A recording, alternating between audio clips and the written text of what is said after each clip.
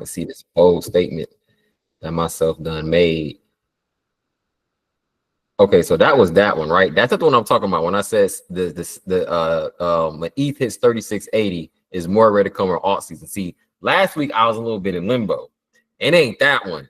It's this one. ETH 3600 then all-time high. Yo, I'm so scared of that one. I'm like, yo, bro, I hope this thing do move because I want to be. I don't want this one to stay in contact. I want this one to be remembered. Like that dude said, 3600 all-time high. Hey, that shit went to an all-time high. Let's go. Let's go. Measure moves getting hit. So let's talk about the market. Let's talk about the market. Let's go over what we said in the Discord so far. Well, let me just look at the Discord real quick so I can kind of understand what was talked about. This August 5th, so that was 2 days ago. We said ETH might be on the way to 3165, hit the target.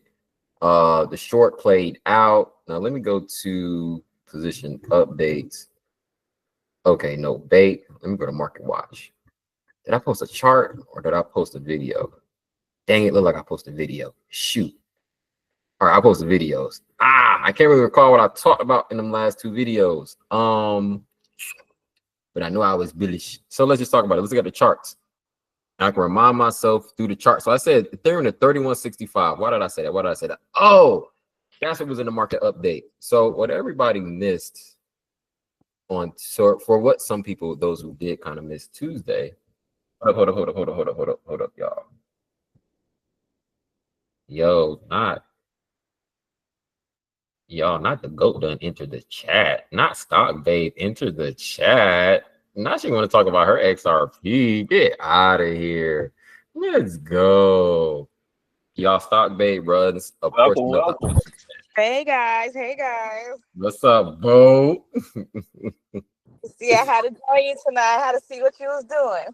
Okay. I know y'all want some of this sauce. I know y'all want some of this sauce. Do. Which one you want me to go over? I want you to go over XRP and Sol. Okay, cool. I had a play on Sol last night and I canceled it because I was scared, but I believe it's still pumped. Yeah, so I want to see those two. Let's talk about it. We'll talk about it. All right. I'll get to those two. So with Ethereum, everybody, what I was afraid of and what I posted in the market update was this potential inverted cup and handle forming. All right. This was kind of scary. And it was because what we kept highlighting all week was that we kept getting bearish divergence on these highs, right? On these highs right here. And I mean, when you get divergence, you gotta believe it, right? You gotta play it. You can't just let it, you can't just ignore it, right? You gotta accept the reality of things and understand that it's divergence, meaning that it's going to come down. What is divergence? Let me bring up the RSI indicator so we can talk about it. So delete this. So divergence is this. Divergence is simply when the bar graph and your line graph don't align when it comes to higher highs and higher lows and lower highs and lower lows. All right. So if you make a higher high ultimately on your bar graph, you need to make that same higher. Well, I said lower high. If you make the same higher high on your bar graph, you need to make the same higher high on your line graph. All right. This is simply just a line graph. And it's simply a bar graph. That's just how you can kind of attack it to try to understand what the RSI is. And that's actually how I'm gonna explain it. You know what? I'm gonna redo that video. Yep, I'm gonna explain it just like this because this is way more beginner friendly. So cool. I'll explain it like that. All right, I gotta redo that over. Cool. Noted. So inside thought to myself, when you're looking at divergences or you're trying to spot divergence, what you're looking for is for the RSI and the bar graph to not align. All right. When they don't align, that's when you get divergence. All right. And every time you get divergence, you're going to get a reaction in the market. Divergences causes red candles and they cause green candles. Every candle that forms is caused from divergence. And you can find out where that divergence is going to take you to by using patterns to chart out a potential target / measured move. All right. So when I was telling everybody 3165, right? That was because this inverted cup and handle from this bearish divergence that was spotted with price making a higher high ultimately, but on the RSI, we were making lower highs, right? Because we had this bearish divergence, we was already telling ourselves it's time to sell. It's time for us to come down. We have to do some form of retracement. Now, I think in one of the videos that I posted, I talked about us pulling the Fibonacci. Ooh, dang, I moved that. I don't even know where it came from. But we talked about the Fibonacci and pulling retracements from this level, and so forth and so forth and so forth to try to figure out where Ethereum is going to pump down to. And the only thing that I sat here and I said was you can do that if you wanted to. You can be that thorough and you can be that cautious, or you can just accept the reality that we may come down to 3165. That don't mean sell off. That just means expect the pullback, right? We got the pullback. The pullback happened. Pull, and this got us down to about 33.57. The 31.65 target came from a bearish inverted measured move. All right. So when you take that, the full width or the full height or depth of your cup, you're going to apply it to that handle. And this is where the handle was, which brought us down to about 31.65. All right. 3100, 31.65. All right. So that's why I was calling out that number and saying, hey, this is where I think we're going to go. Now, the good news in that is what do we always talk about? Cup and handle moves do not have no obligation to market trends. All right. You can have a cup and handle measure move, and it is a move that is going to get you to one target and it will reverse. All right. And you'll be in a whole uptrend if it went down. And if it went up, you can be in a whole reverse after it hits and be in a whole downtrend. All right. So cup and handle patterns have no obligation to continue to go up or to continue to go down.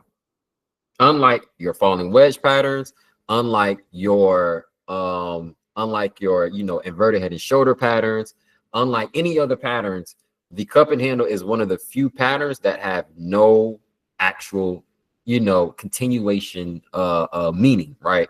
What I mean by that is, let me go to this cheat sheet. Here we go. Let's go to this pattern cheat sheet. This pattern cheat sheet sits here. Can I pull it? I can pull it. It gives you reversal patterns, it gives you continuation patterns, and it gives you bilateral patterns, right? All of these patterns have a meaning, okay? So you have the, who we got? Who coming in this late? A person. I never heard of that name. I never heard of that person before. But open arms.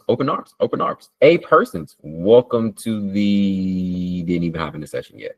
All right, cool. Continue on. So we got reversals patterns. And those patterns mean that if you spot a double tap or a bearish M pattern, right, that means that you're going to come down to the downside, and the move following this pattern is going to be another bearish pattern. All right. If you find a head and shoulders pattern, all right, you're going to make this move to the downside, and the move after this pattern is most likely going to be another bearish pattern. All right.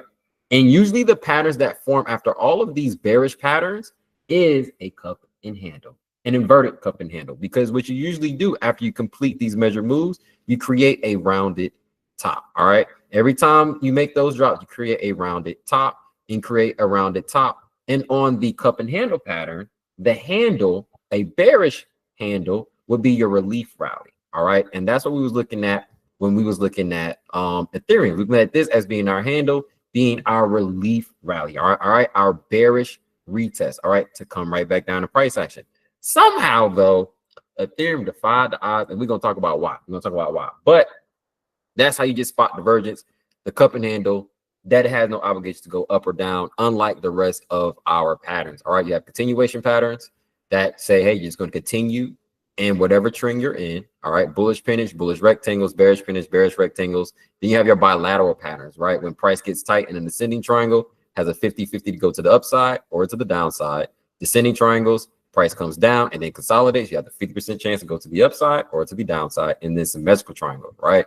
Where you get this nice little just semi to a bullish pennant, but you're making higher lows, right? And you're also making lower highs. All right. That's how you get a symmetrical triangle. Unlike a bullish pennant, you kind of sometimes you do get that same type of scenario, but it'll be more drastic in towards the center instead of towards the top, right? Instead of towards resistance, where price actually going to be kind of closer to, is going to be actually more towards the middle, away from resistance and away from support. So You can spot all of those and understand that each pattern has a secondary pattern that should follow because it's a part of a certain classification according to the pattern itself. Then you'll be able to grasp that the cup and handle has no obligation, and which is why I love cup and handle patterns. All right. I actually kind of like them. I ain't gonna lie to you. I actually do like them, but somehow it looks like we did not. It looks like we did form or didn't form a cup and handle. I listen, y'all. I can't really call it. Only thing I can call is bearish. Is hidden continued bullish divergence, right? When we make this drop, we end up exceeding this low, right? And we end up even becoming completely oversold on the RSI. Remember, I kept saying the 4-hour time frame is in control of the market since like May. It is still in control of the market. When the 4-hour got oversold on the RSI, that's when we decided to pump up again. Every time we get oversold, that's when we decide to pump. And just look at it. We get oversold. What tool do you use to make the cup and handle? Okay, the tool you make to use the cup and handle is the curve. So if you're on TradingView, you'll go down to text, I think. Nope, it ain't text. You go down to trend line. Nope, it ain't trend line. You go down to one of these. All right, let's just play hide and seek. All right, let's go seek the cup. Where is it at? I thought it was text. I guess it's not. Is it ruler? Is it geometric? Ah, there we go. So it's the curve under the brushes. So under the brush tab is going to be the curve or the shapes tab or the arrows, whatever this is, but it's going to be the curve. Awesome, awesome, awesome. And what I always like to do is just star it and favorite, because then it'll pop up on your taskbar, on your favorites taskbar. So what I was saying. Oh yeah, the divergence in the 4-hour time frame. So the only thing that I seen was that we made bearish, we made hidden continued bullish divergence, price coming down, right? And we getting oversold on the RSI. But the last low that we had, guess what? It didn't, we made this low. So we made a lower low on the RSI, but we made a higher low in price action.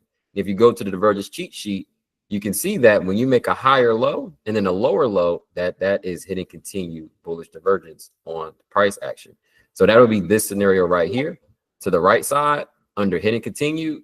When price makes a higher low, right, and then indicator makes a lower low, that is a hidden continued bullish divergence. All right, meaning that price is going to do what?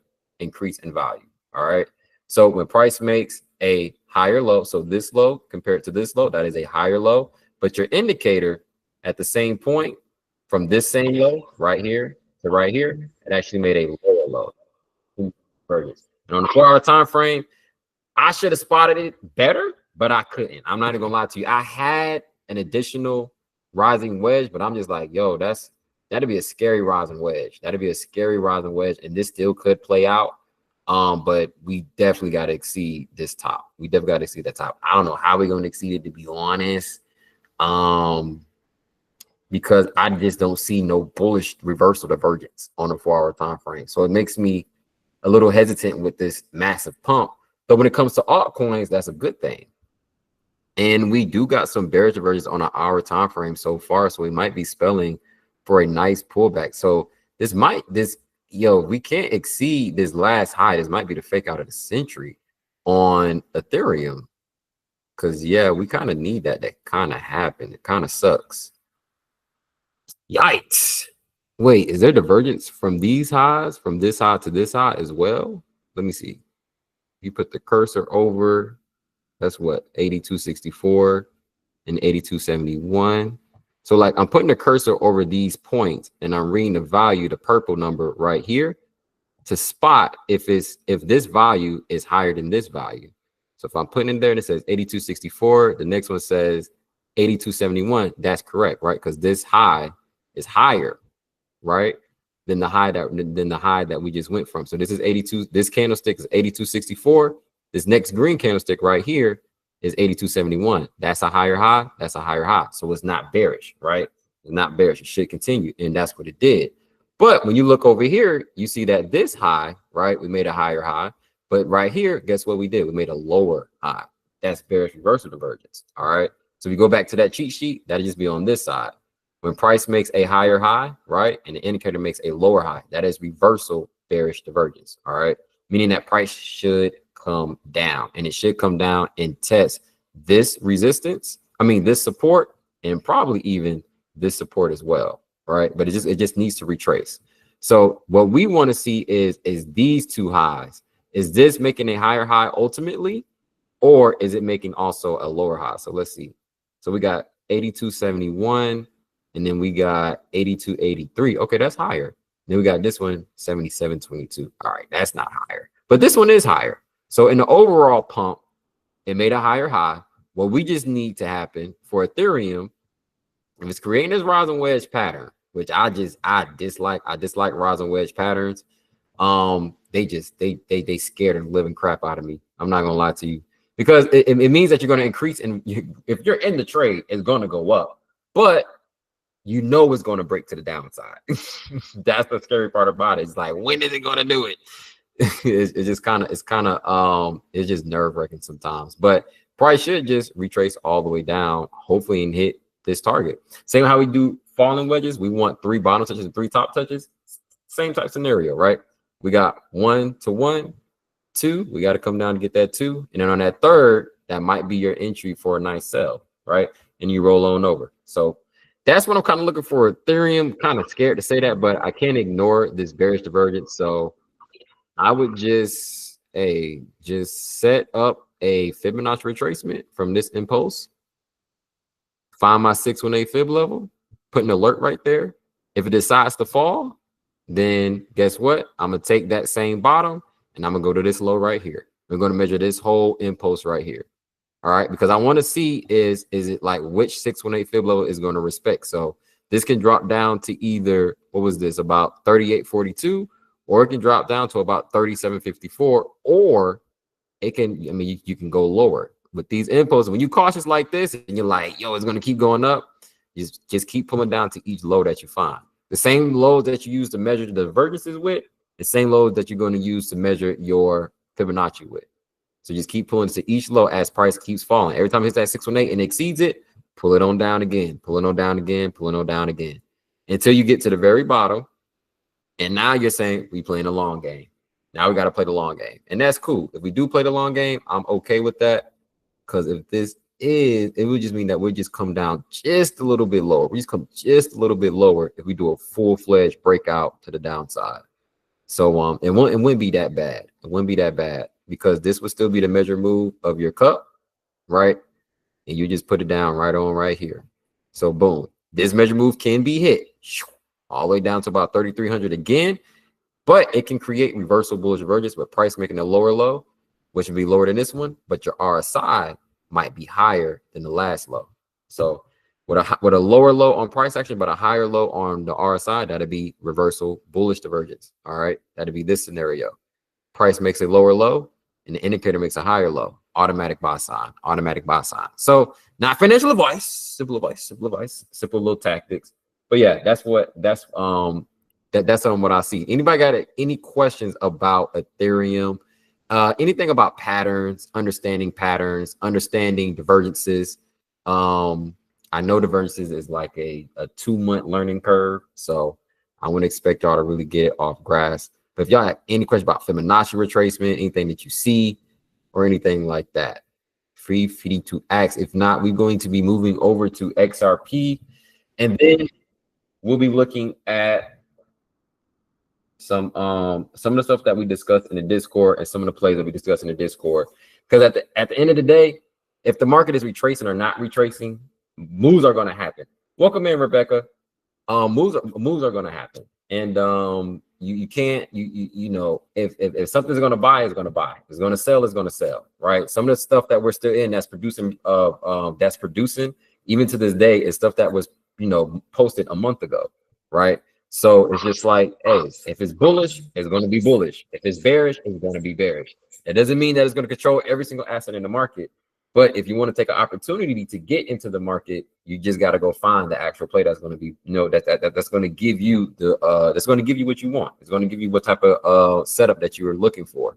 And I would say in times like this, it is always best to, in my opinion, always have a cautionary approach. All right. We're in the summertime, it's low volume. People are not paying attention to Ethereum in the first place. All right.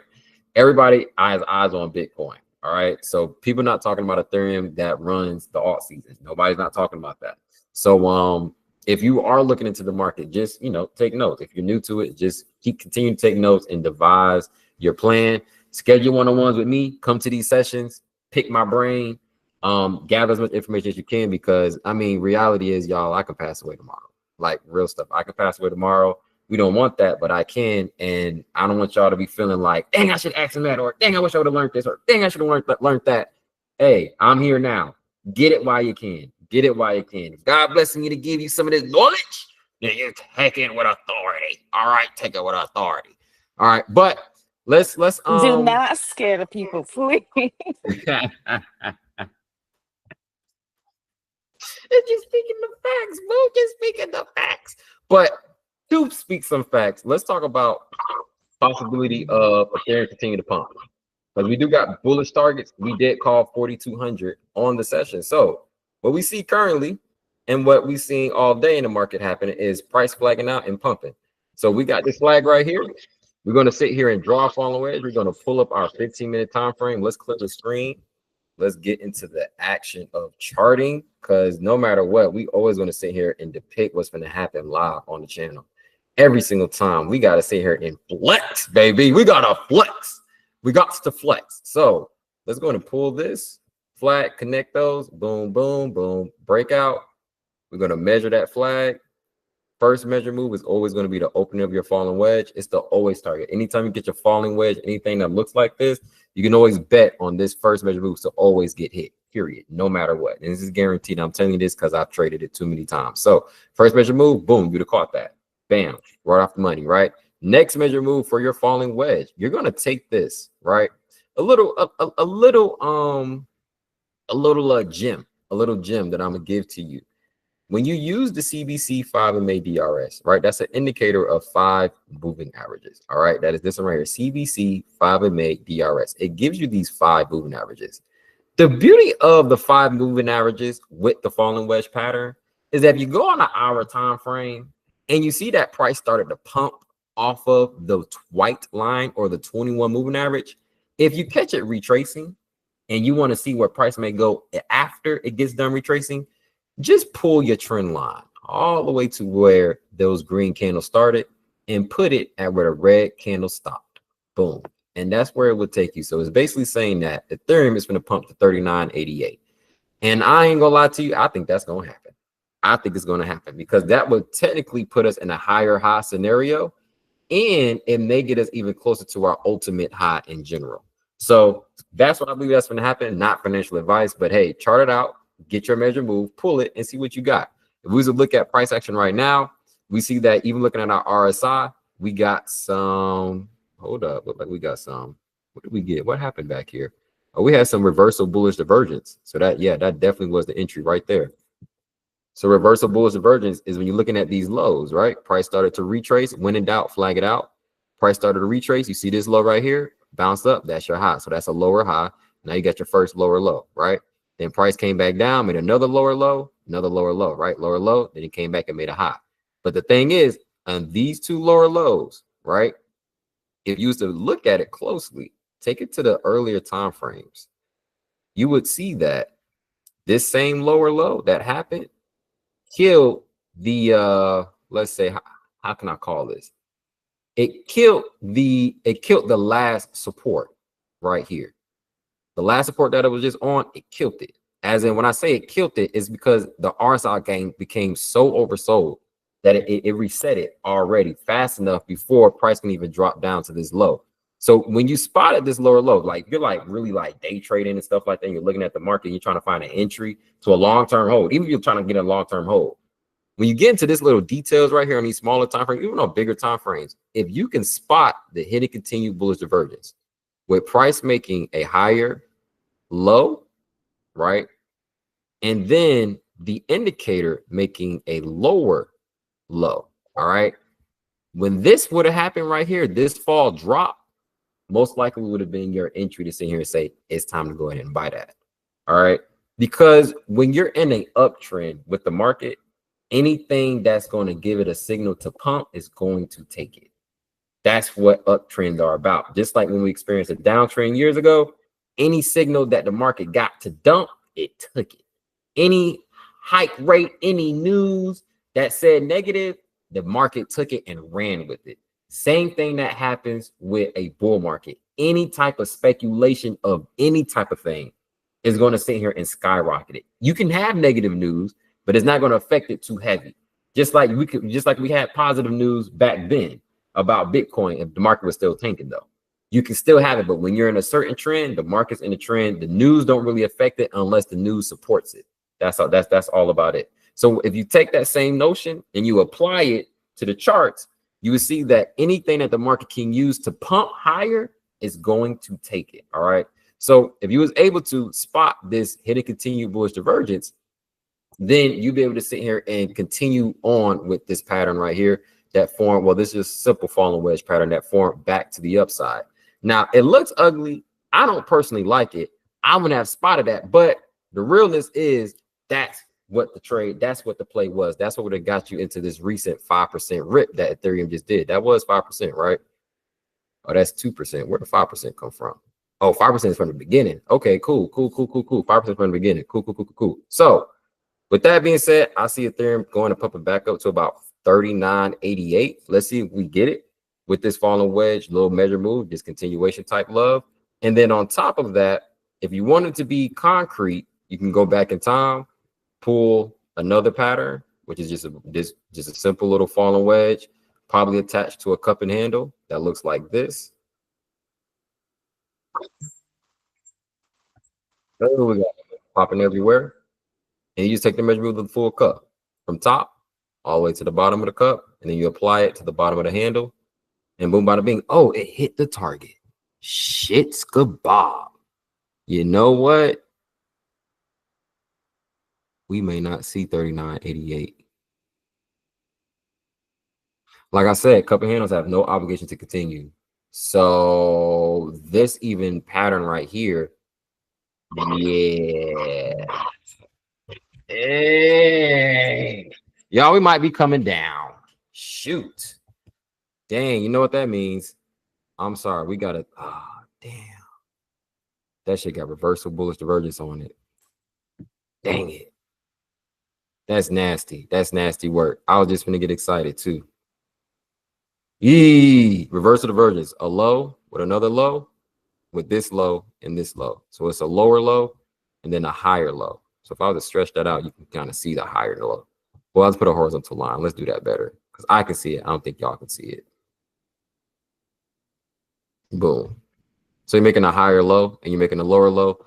That's reversal bullish divergence. So that means it's just where price makes a lower low, right? So you're making a lower low in the downtrend, and that price indicator makes a higher low, reversal bullish divergence. But the bad part about it is the reversal bullish divergence is spotted on the US dollar tether, which means that this is about to be bullish and it's about to pump right back up to the upside. And yeah, that means some of the alts are going to get a pullback, which is cool. It's just that we're in the golden pocket. All right, we're in the golden pocket of this retracement, of this cup and handle retracement. So let me zoom out so y'all can kind of see what we've been kind of talking about. For those who haven't been to the previous sessions, this is what I was saying I'm kind of scared of. This being a nice cup and handle pattern that's going to reject and pump back up to the upside. All right. And because we came down to the golden pocket of the Fibonacci retracement, and we also have bullish reversal divergence on the hour time frame with a candle close. Yeah, the next candlestick at 8 o'clock can definitely be green, which could cause the market to go in and dump. And that bearish divergence that we spotted on Ethereum can actually take over and play to the downside while the market is doing a recovery. All right. I don't think this is going to pump out and break out. I hope not. Because if it does, then we'll just be looking at, some more downtrends. That's about it. Just some more downtrend. And hopefully we don't make a lower low, but this can break out. So let me lock in this projection. So if it happens, it ain't. Yes. USDT is the opposite of altcoins. So if you're feeling uneasy about where the market is going. Oh, thank you for texting that, because I totally forgot about YouTube. People be talking on YouTube. But yeah, if you are feeling uneasy about where the market is going, UST.D, USD tether dominance chart. You can look at that and see, does that look bullish? Because if it does look bullish, then the market most likely is going to look bearish for you. And then you can also look at Bitcoin dominance, which is also created some reversal bullish divergence. Or did it not? Wait, let me see. 21.23 and then 21.35. Dang it, that shit is bullish divergence by like what, 0.20, 0.13? God dang it. 21.35, and this one is 21. This one is 21.23. 21.23 is not 21.35 is not lower than 21.23. So that's reversal bullish divergence. So the market is definitely about to pull back real quick. So yeah, if you can, if you feel a little uneasy, if you don't want to believe in the like let's say you spotted like how we spotted the hour divergence on Ethereum is like, yo, look like it's supposed to fall down. Now it's going to go test support. If you want to get a second opinion, you can just go right to the US dollar tether dominance chart, or you can go to the Bitcoin dominance chart and see, does that apply? Like play it like you would play a buy, right? And just say, does it look like it's going to go up? Yeah, it does definitely look like it's about to go. Look, it's going to do a nice pattern trade to the upside. When a pattern trade is just where price is going to pump, right? But it's going to get rejected inside the pattern that we have on the screen. So price may do something like this, may come up, right? Come back down, come back up, kind of consolidate a little bit. This consolidation is going to leave a lot of room for people to get out of their trades. There'll be a lot of room for people to for trades to hit full targets. And also time for yeah, I think that's about it. Yep. Think that's about it. Gotta get it. The market gotta give itself some time to it gotta give itself some time. It's going red. It gotta give itself some time to reverse trends. So you're always gonna get consolidation after you get some type of reverse trend. Let's hope this shit reverse trends. I do not want to deal with no bearishness. I just want to enjoy some bulls. But let's talk about the trades. I'm tired of looking at the whole market. It's nerve-wracking because assets are up. And like I said, we up on Shell. I put a 15x on it. I ain't gonna lie to you. I put a 15x on it. But the charts have been pumping. And I want to talk about one coin. I understand it's getting a little dead in here. Cool. That's cool. That's cool. I'll be in my deep annihilation mode. Man, let's talk about the money. Let's talk about the money. It's Thursday. Thursday is ruled by Jupiter. Jupiter is the lucrative planet in our ecosystem. Well, in our solar system. But there's multiple solar systems, most likely so. But still, nonetheless, we're supposed to be talking about money on this lucrative day. All right. We got to be talking about some money. So let's talk about some strictly charts. Let's talk about the future positions. I haven't updated the future side in a minute. It's been 8-4, so there's been about 2-3 days. All of these pump. All right. All of these hit target. And the one I want to talk about is this one right here. Mean-Fi. Mean-Fi, I said liking this bullish pennant, and y'all, I closed the trade before it pumped. It dumped. It didn't take us out, but it dumped, and I didn't like that because you're leveraging. When you're leveraging, a simple 4% drop, when you got a 10x, it's a 40% drop because it's 4 times 10. I did the same thing. So it's like, dang it, I'm like, dang it, man. So I'm mad about it, but I taught myself a lesson. Sometimes, Sean, just stick to the long term. Don't be trying to sit here and leverage everything. Sometimes it's good to just put a little 2x. All right, you still leveraging, but you're leveraging small, baby. You're leveraging small.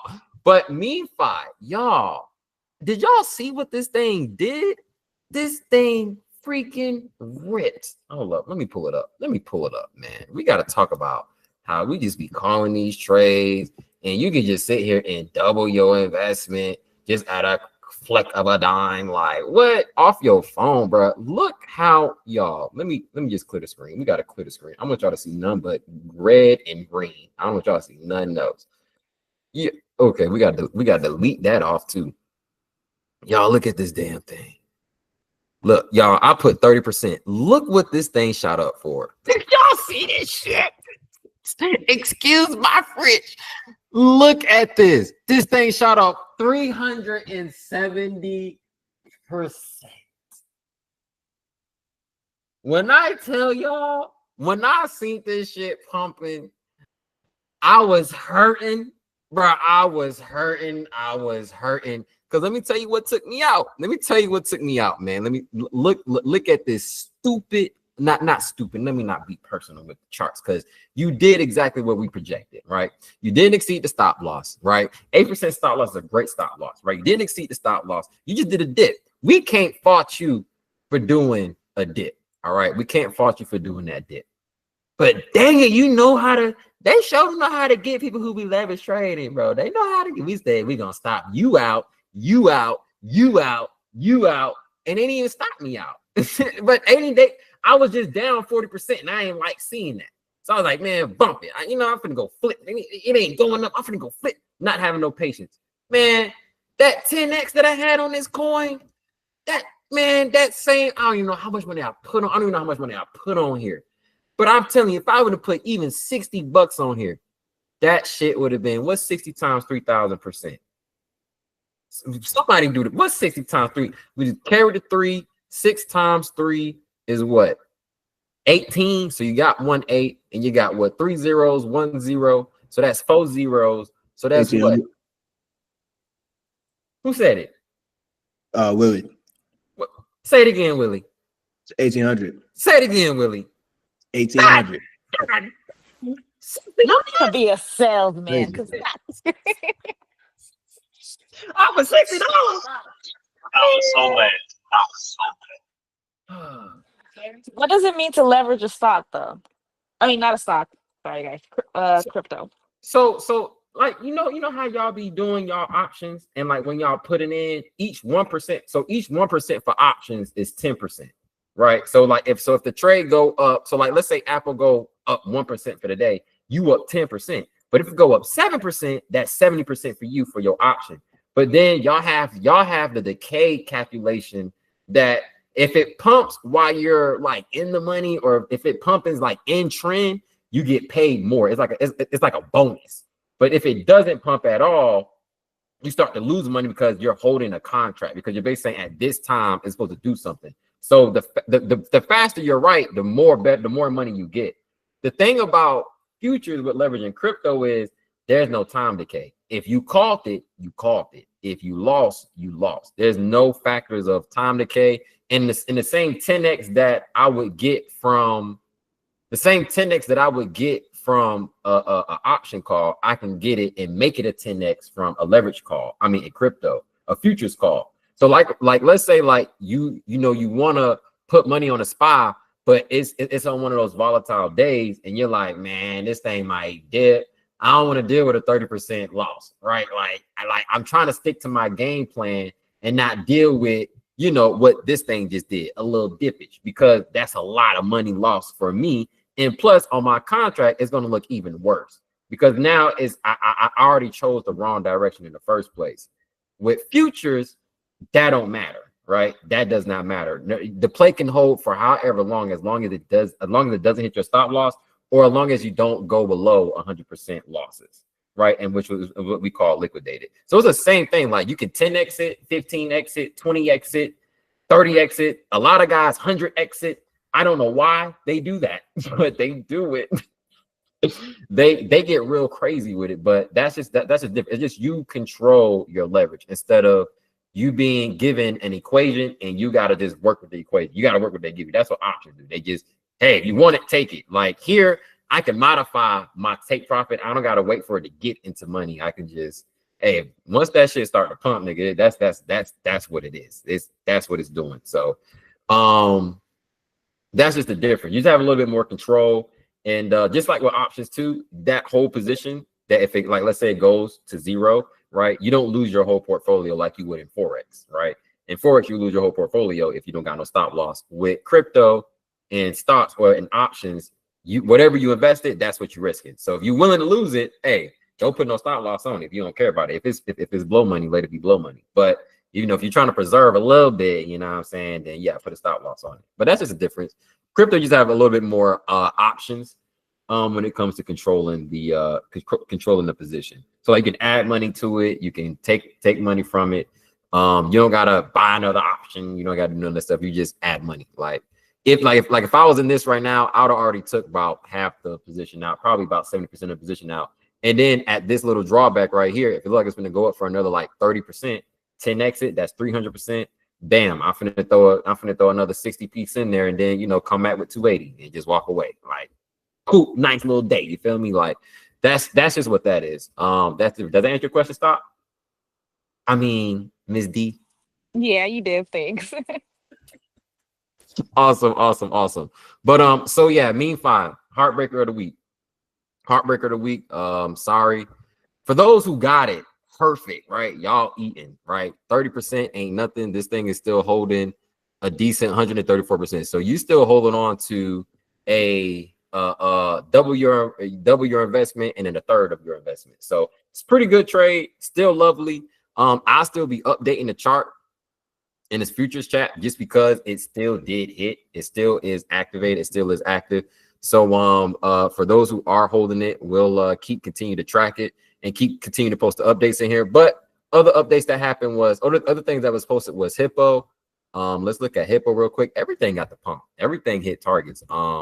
Yeah, I was definitely enjoying today. I wasn't even on my phone today trading. I just had to just watch everything hit profits, and it hit profits. Everything was definitely moving as it should. And you know me, y'all, I like to buy bottom. So I like to let them hit and then let them keep going. God dang it. But yeah, Hippo hit, trade posted, and it hit for a lot. Like this little cup and handle, I added more targets because that's what the update is going to include. The update is going to include me talking about, all right, y'all, we got the first target, boom, hit the 10%. But not only did it give us 10%, it gave us a whole 18%, right? It gave double what we was looking for. So when I post the update to the group about Hippo, it include the rest of these targets. It include the bigger pattern. So it was just a miniature cup and handle on the hour time frame, right? A miniature cup and handle on the hour time frame that we was trading at the bottom of an actual bigger cup and handle on like the 4-hour time frame. So it was a small pattern and a big pattern. So it's basically just an entry to a long-term trade. So that's why I like to do the position updates. That's why that channel is there, because I don't like getting to trades that don't have a continuation pattern attached to it. I like to get into trade that's going to continue to pump, so we can all learn and gather how to track price action together while getting paid. All right, let's get paid to learn. Let that be the best motivator we got. So that was that. Let's tap over to XRP real quick, and then let's tap over to Doge for our XRP and our Doge fans. We're going to look at XRP on the Coinbase side. So that's futures Coinbase. Let's go to spot XRP. So let's, dang it. All righty. So XRP, how do you do? So let's talk about what happened. Let's talk about where it may go. I thought Don't do my baby too much now. Don't do that one too much. Okay, if I give you bad news, don't say I'm hating. Just don't say I'm hating. That's all I gotta say. It's okay. I'm just gonna buy the dip. Buy the dip. But overall, there is a chart on XRP that I had it going. I think it was like 430. Let me see if I can find it, because that'll make this a little bit way faster. Let me see. Does this one have it? Okay, so we got 420. This was a projection to 443. This is a projection to 420 based off of this. Okay, and this could be okay, great. We'll just use this chart. We don't have to go back to all of that. So what happened was this. When we was looking, last time we looked at XRP, we was looking at this. Let me see if I can find the pattern real quick. We was looking at this cup and handle. So let me pull this back some. We was looking at this cup and handle for XRP. Sorry, it's real small and real tight, because I just the drop off right here was is the play, right? That's where this projected measure move to $4.02 is $4.02 is coming from. So we was looking at this long cup, right, with a small little dip handle, and saying that it was going to pump, and it did pump. Now, when it pumped, it did a retracement, right? So if we just correct this up, it'll look something like this, look something like that, pull this down to include all of price action. Let me delete this trend line so we don't get confused. And then also delete this one as well. And this would be the retracement. So you could take the same falling wedge retracement. Like I say, take your first measure move of falling wedges is the opening, boom to boom, right? Put at the bottom of your falling wedge, and you see that's exactly where we went to. Now you take your actual measure move of your falling wedge. Remember I told you about that 1 hour time frame and those 21 moving averages? You can go to the 1 hour time frame, put on your CVC moving averages, look for where price hit that 21, and then just pull from one of those. Now you got to choose which one you want to pull from, but you don't want to pull from the original first measure move, which is this one, right? You don't want to pull from the original opening. And you can pull from that one. Technically, that is a take profit target, but you can, what I would say is pull from where you consolidate from. Pull from where you was last making that lower low in that area, not when you started to pump already, right? This is already making a higher high. All right, so not right there. Try to pull it from somewhere down here where you see now it's connecting with that 21 moving average. So if I was to zoom in, you can see price action hitting that 21 moving average. So I'm saying don't get it from right here because this is the measure move, right? That's only a little bit, right? That's a close take profit. You're not, I mean, that's like saying I took profit at 7%, then take profits at 9%. It's like, why you take profits at 7 and 9? Like, just get some space. Do 7 and 14, right? Do 5 and 12. Like, let's get a little bit of space in your take profit targets instead of just doing miniature, right? So I'll take it from this top, right, from the top of price action, right, and I will take it to this one right here. See this, how we got this little pull down, pump up, pull down, pump up, pull down, pump up, pull down, and it, see how it hit that 21 and the candlestick started and it ripped. That's what I want. That's what I want to catch for my next measure move. Take it right there, pull it, take it, and put it at the bottom of your handle.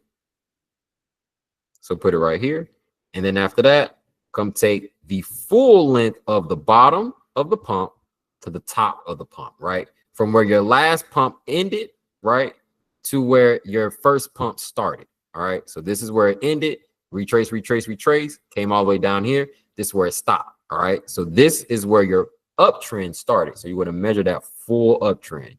So take it from the very top all the way to where your just now uptrend started, bam, pull that, and then you get another price target. So like when Forex, when they be pointing out, so when I used to trade Forex and I found this type of trading strategy out, when they used to point out price targets like in those little groups, I would do this to see if they was right. And some of them was right, and some of them was some other type of trading method, but I would only take targets that look something like this, like like on CAD, like JPY CAD, NAS, US 30. I wouldn't do it with gold because gold is a little bit tricky, but the rest of them, yeah, I definitely did do it with those. But that's how I use pull that same method from Forex of having multiple take profit targets. Think that that's a method that they possibly could be using to pull they take profit targets, and I applied that to crypto when it came to just charting in general, having patterns, but also when it comes to understanding how something pumps. So if we used to line this up, we got the first target already being hit, right? So boom, that's done. And we got 2 more targets at 349, and we have another target at 372. All right, so that's going to be our targets for now for XRP before we get happy and go to our original take profit at 402. All right, so we got 372 first, well before that one, and we got 349 first. We already hit our first one, good news, but we got to sit here and got to go get the second one, and we got to surpass all of this resistance and get up to our third final target just from this simple falling wedge pattern. Now, if you wanted to be happy, right, if you wanted to be optimistic, you can take the full length of this pole. All right, you can go from rooter to tutor all the way down to the bottom. All right, you can do that if you wanted to, right? That's you looking at the 4-hour time frame, or you just looking at the daily, right? You just look at the daily and you say, you know what, I'm just going to take the whole length. This is a flag, right? I'm gonna take the whole length of the flag, right? So where that 21 at? There we go, right there. So I'm gonna pull it from right there. Boom. I'm gonna take that and pull it, and that's where I'm saying XRP gonna go. And you saying XRP and getting up to your 420 area. Now I think the highest I got is 443. But I mean, 420 could be legitimately another price target for XRP based off of this daily flag. Now, if you like, I mean, it just keeps going on and on and on. Like, if you want to be even more spontaneous, then you just pull it from, you make this full cup, right? And you see this as a handle with a breakout. And then you say, you know what? Oh, I'm moving targets. Ah, dang it. Move targets, move that back. Let me grab this measure move stick. Pull it, bottom, full measure move of a cup, right? From the top of the cup to the bottom of the cup, right? Just measuring the depth. And you're going to put it at the bottom of your handle. You basically saying that XRP can run all the way to 473. So, I mean, you can keep being optimistic as much as you want to. In simple terms, it is bullish. So that's what this kind of just means. It's bullish. So to the long-term holders like Miss Stock Bay, congratulations. You got a great hold, my love. You got a great hold. Because ultimately, if we're going to play the big old cup and handle rules, you take it to the 3-day. All right, you take it to the weekly, you zoom out and you say, this is if Sean told me the cup and handle was this, yes, this is also a big old cup and handle. All right, so XRP holders, y'all should be living lavishly soon. We definitely are. Them COVID prices was beautiful. Hey, let's go. Hey, they say crypto paying for people new places to live. Oh yeah, so yeah, that makes sense. Look at that. XRP may be going to 480, 479. That's where it may cap off at before it makes a full-fledged retracement. Because like I said, cup and handle patterns have no obligation to continue up. So with this simple cup and handle, with this big old cup and this little congested looking handle, if we used to apply a handle down here, let me just pull it so y'all kind of see it. This would be the handle of XRP that formed the cup and handle for the breakout. So that would be your handle, and this would be your cup, and this would be your measure move. All right. So great things to come for the XRP holders. All right. But I will be on the other side waiting to sell that bad boy at 480. Okay. I will be there with a whole rack to sell XRP on a 10x. Okay. Because I'm going to get paid for missing out. So they going to pay me somehow. But yeah, that's just me. That's me being revengeful. Let's talk about Dogecoin. So Dogecoin got the bounce. They got the breakout. Oh no, Mr. Leroy. I didn't even give you that. Dang, I'm slipping, brother. No. I mean, it's cool. But yeah, I'm slipping. Dang, that is a great retracement to the 706 golden pocket, right? The 6.5, 706, 618 fib level. I got a target line right here that it hit. So, but yeah, 618.65. In between the 0.65 and the 618 is your golden pocket. That's where institutions love to sit here and load up. It's just some like mathematical equation that just says that no matter what type of pump asset does, or a drastic change in numbers when it comes to pulling the average out of a collection of numbers, you're going to always get that majority of the numbers are going to fall between this range right here. So people had to predict where price is going to fall to. This is where they always going to predict that it's going to fall to. It's called the golden pocket. So I can't believe I just explained that so smoothly. That was the first one I ever did that. So y'all grade me in the comments. But XRP look is going to keep going. We got this decent cup and handle that already broke out. Retraced down to what? The bottom of the I moved it. My fault. I moved it. I moved the retracement. So boom to boom. We had our falling wedge retraced down to the 886 fib level. The beauty about using the Fibonacci retracement with the cup and handle pattern is most cup and handle patterns, true cup and handle patterns, do retrace down to the 886 fib level before they decide to pump. All right. So if you find something with a deep bowl and you see price kind of at that same level resting on support, pull your Fibonacci, see if price is at that 886 fib level, because most likely it is a cup and handle pattern. All right. Just throwing it out there. Not financial advice, just simple advice. So we got our target set for 66%. That was the measured move target for for Doge. It did hit, so that did complete the trade. I have another target out here. I don't know what I was. Oh, a bigger cup and handle. Oh yeah, always got to go back in time. So we do see ultimately Dogecoin pumping up to 56 cents. That's what we got our target set for. But like what we always got to do, we got to track it. We got to track it and make sure that we can keep our long-term hold intact. So what I'm going to do, since we already hit our 66% target, I'm going to delete that. All right, y'all. I'm going to delete this and clear this all up. We're going to leave our stop loss and our entry point in, but I'm gonna delete everything else. I don't know why my alerts are going off so bad, but they are right now. Might because the market is retracing. But let's delete all of this, and we're gonna look at Dogecoin with a fresh set of lens to kind of point out the next targets that can happen. So first off and foremost, we're gonna go big picture, right? We're gonna pull a huge cup and handle. All right, so we're gonna pull the first big boy cup. And then we see we got our handle. We see we got a decent breakout. So let's pull that measure move out from top to bottom. Boom. And let's put it at the bottom. Boom. Since we already hit our 66% target, we got to figure out where it's going to go to next if we see it going to 56. So we got 34 cents ultimately for our next bull run or our next bull cycle. Now let's look at it, what's happening with this area, right? With this pump and see what's happening. So what we can do is minimize our cup to just this right here and focus on this low right here, right? Because that is also technically still a cup and handle, right? And we can pull that measure move of the cup, pull all the way down to the bottom, right? And then put at the bottom of our handle. Boom. And we have another target set for 33 cents. All right. So we got a couple of targets. Keep them in mind. Keep them noted. Now let's go in and pull our measure move of our falling wedge pattern. All right. So the falling wedge pattern measure move, let's go to the 4-hour time frame. Let's go to the 4-hour time frame. So let's get these targets out the way.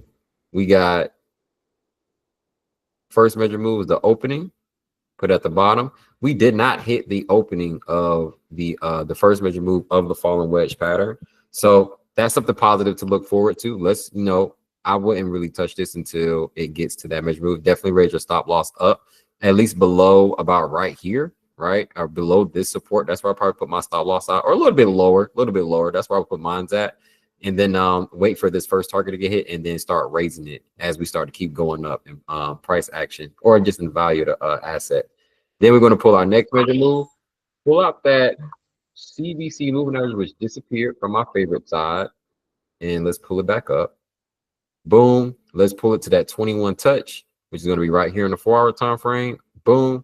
Let that be our next price target. So that's going to take us to this next consolidation area right here. Well, this next resistance area where price did consolidate, taking us to about 27 cents. So that's good as well. Nice, nice, nice. We want to get ourselves back to the profits that we just seen, right? Back to that 27% target. And then, well, we already got our full target, and that's about it. Now, what we can do is just focus on what's happening right now, right? And what just played out in the past couple of days and, throughout the week, which is just a nice, gentle cup and handle pattern. Looks like this, right? And y'all see, it's like, man, that boy just keep drawing cup and handles. It's like, that's how simple it is. That's how simple it is. Repetition, baby, repetition. It comes like clockwork. And then boom, bada bing. Full measure move, bottom of the cup to the top of the cup. Pull it. There you go. And look, we hit the target. So you would have got that nice little, what is that? That nice little 9% move, 10x that's 90%, baby. And that's what we rolling with today. As price continues to go. So where is it going to? I see we have some resistance right here. What I'll be looking for in this point is inverted head and shoulders patterns. So as we start to track and break through all of these now resistances, right? So this is going to be resistance. This is going to be resistance. This is going to be resistance. And then going to have some slight resistance at the top right here in the middle. And then we're going to have some more, a little bit right here, and then a lot right here, right? Going to have a lot right here. So as we walk ourselves up to these targets, I'm going to be looking for a left shoulder, right shoulder type scenario. So something that looks like this. Let's say we get to this target and then we retrace, right? I'm going to be looking for something that looks like this. Left shoulder, right? Head, all the way to the top for your neckline. And then after that, for the retracement, right? It got to retrace. We got to anticipate the pullback. Always anticipate the pullback. Let it pull back all the way down. Boom. Bam. And then after that, guess what? Now you have another projection. What's the measure move of a inverted head and shoulders? Same thing like a cup and handle. It's just that you're going to do the full length of the head all the way down to the bottom of price action. But instead of putting it at the bottom of the right shoulder, right, or the handle, you're going to put it at the top of the neckline. Boom, bada bing. So that's going to be able to take Doge up to about a 26% target. Now I'm going to leave this right here just in case if this does happen. So next time we do visit it on Tuesday and just throughout the week, if anybody requested it, or Mr. Leroy, you want me to post a chart update, we can see if this is actually going to fill out. If we're going to pump up to this target, get a little retracement, and then fill in this right shoulder, and after that, continue to pump to the upside. So simple tracking. That's all we're doing. Just simple tracking, simple tracking. Now, Dogecoin XRP. What else? What else can we go over? What else y'all like? What are the tokens y'all want to talk about? Because we can keep talking about the plays in the Discord, and we can keep screaming. Y'all can hear me keep screaming at these plays and give y'all live updates on some of this stuff. But we don't always have to do that. We can explain some strictly charts, EPT pump, Pixel pump. Oh, let's talk about Pixel. Let's talk about Pixel, and let's go to position updates, and let's talk about BDXN. I would like to explain, and I'm gonna go over bait. Those are the last three charts that I'm gonna go over. This is a fresh play. Shell is also a fresh play, but Bake is a fresh play. And then BDXN, we're gonna pull some information from that, just how the market may move, just because we're bullish. And then also we'll be looking at what was the other one? BDXN, Bake, and what's the other one? Pixel. So Pixel was the first one that we posted to the chart. I mean, to the group that gave us insight that the market was going to move. So this is what Pixel looks like currently. It is definitely doing a number. Shoes kebab. It is definitely doing a decent number. So far, let me just kind of delete some of these trend lines off of here. So far, price action is up about 14%. So if you had a spot order, let's say you put $50 in, you'll be up about $7, $8. If you put $100 in, you'll be up $14. If you put $200 in, you'll be up $28 right now in profits, right? So good, so well, so good, so well. So what we liked on Pixel, and why I pointed out, is because we had a nice cup, right? We had a nice handle to the downside. This handle did come, I believe it did come all the way down to the 886 fib level, right? If I was to pull it, and it came close to the 886 fib level. So yeah, I classify that as 886 fib level retracement.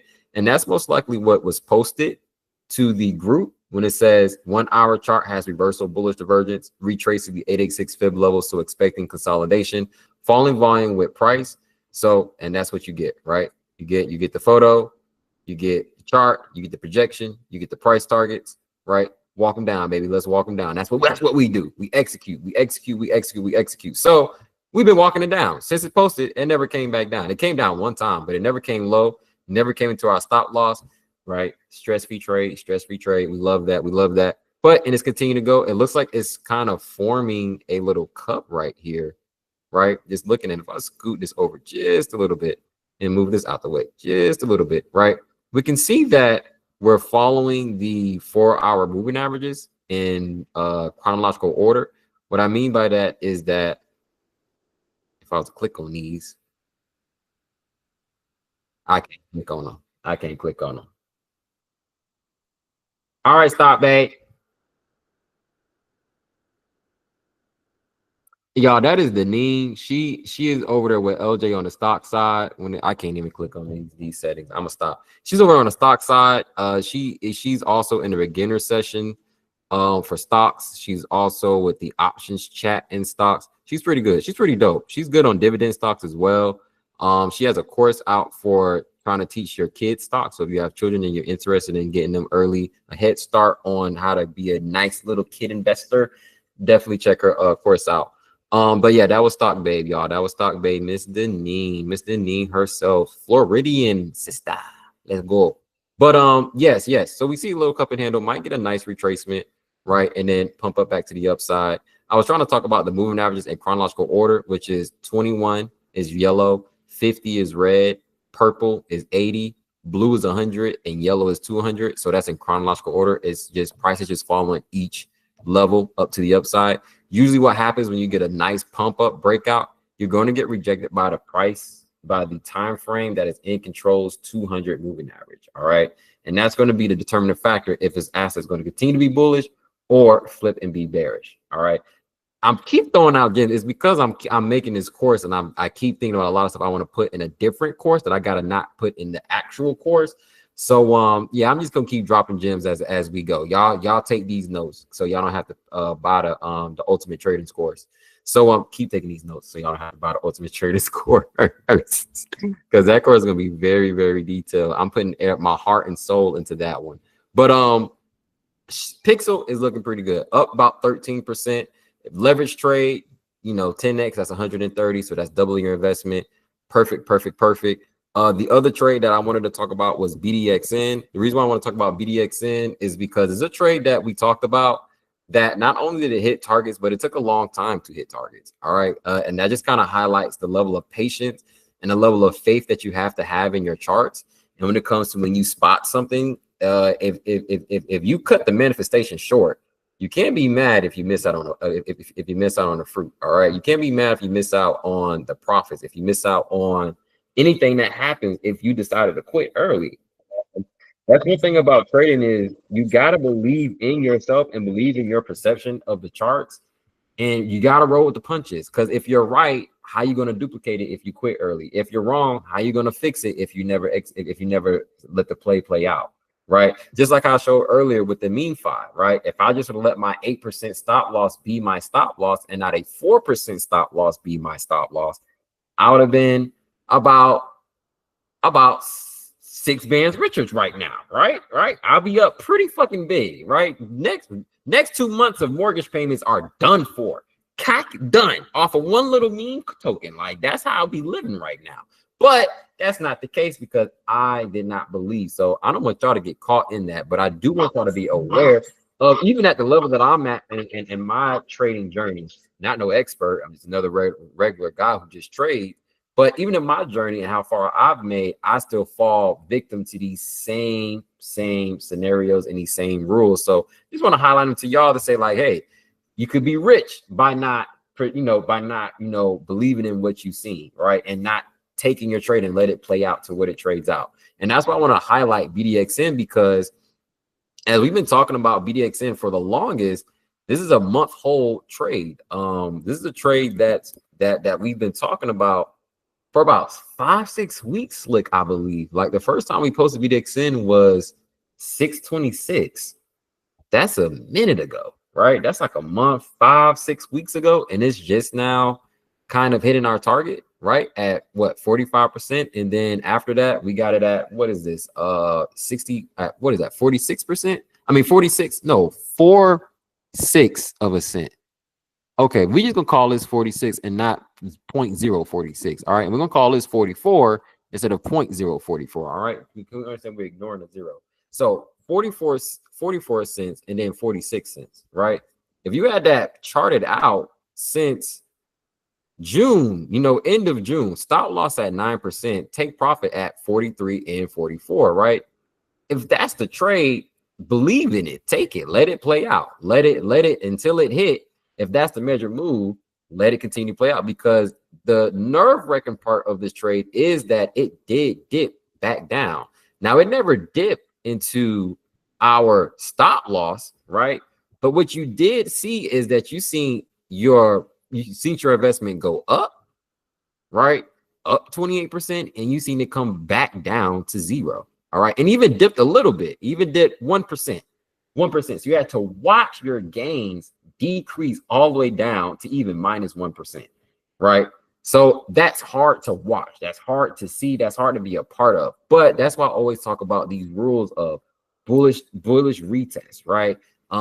Price has to consolidate. If this is a cup and handle pattern, you got to let the bottom of the cup form. It's going to be a lot of up and down, up and down, up and down. Like understanding these concepts of these patterns and these rules of just price action would help guide you in being committed to what you actually see. Because right now, this trade is up like 300, 400%. I'm happy. But it's literally one of the only few examples of trades that I've leveraged that I held on to from the beginning to the end. So I just want to highlight that that notion of believing in the stuff that you see, letting it play out, so then afterwards you can take notes. It's hard to take notes when you giving up so early, right? It's hard to see what your real potential is if you stop moving forward. So continue to stay in the game, continue to stay true to your roots. Don't be hesitant, and don't be irrational. All right, y'all. Don't be irrational. Let's not be irrational, and let's try to remember that. How can I say this? When it comes to the most important type of energy a person can have and vibrate at, not to get too deep, but to get relevant. When it comes to the type of energy that will always get you the most type of success in life, it always boils down not to love, not to happiness, right? Not to selflessness, right? It comes to authenticity, right? Is you being real to who you are, all right? And one thing that I realized about trading is if I see something as such, and I believe that when I first seen it, it was supposed to bring me good things in life, I need to stick to that and see it through. All right. If you are a good person, stick to that and see it through. If you are a nice person, stick to that and see it through. Just because people abuse your niceness, right? Just because some people don't recognize your efforts and the things that you do when you're being considerate without being asked to be considered, don't stop being considerate just because those around you aren't understanding it. Have faith that you're a walking pillar in society as an example for people to learn from, and continue to do so, because it's still going to pay out in the end in the best form and fashion, because you was authentic to who you actually are. So I just wanted to say that, because that's what this trade, as I'm watching it, produce, I'm reflecting on myself. It's like, dang, so this is what happens when I stick to, what I see. This is what happens when I stick to, what I project. It ends out still playing out. So I shouldn't get flustered in the ups and downs of everyday life, right? I shouldn't get flustered in the ups and downs of everyday price action. So with seeing mean five is an obvious opposite effect, not a bad one. Well, actually, it is a bad one because I took a loss. I didn't have to. But it's like, that's the opposite of, hey, sometimes you can get blessed real fast. Sometimes you get blessed in 2 minutes, right? You have no control over it, but walk in your faith and let it keep playing through. We're just going to take us to our next trade that I like about Bake. And this is one of the ones that I'm going to sit here and put my all into. Not put my all into like I put my money in my bank account over here. I'm just saying, like, this is another trade that I want to sit here and commit to, letting it play out thorough. We'll play out to the T. Let it play out all the way through. And I want to go in and take that time to go in and chart this out. I'm gonna leave the price targets up, but I wanted to chart this out so y'all can step into the world of how we develop and how I pointed out this play.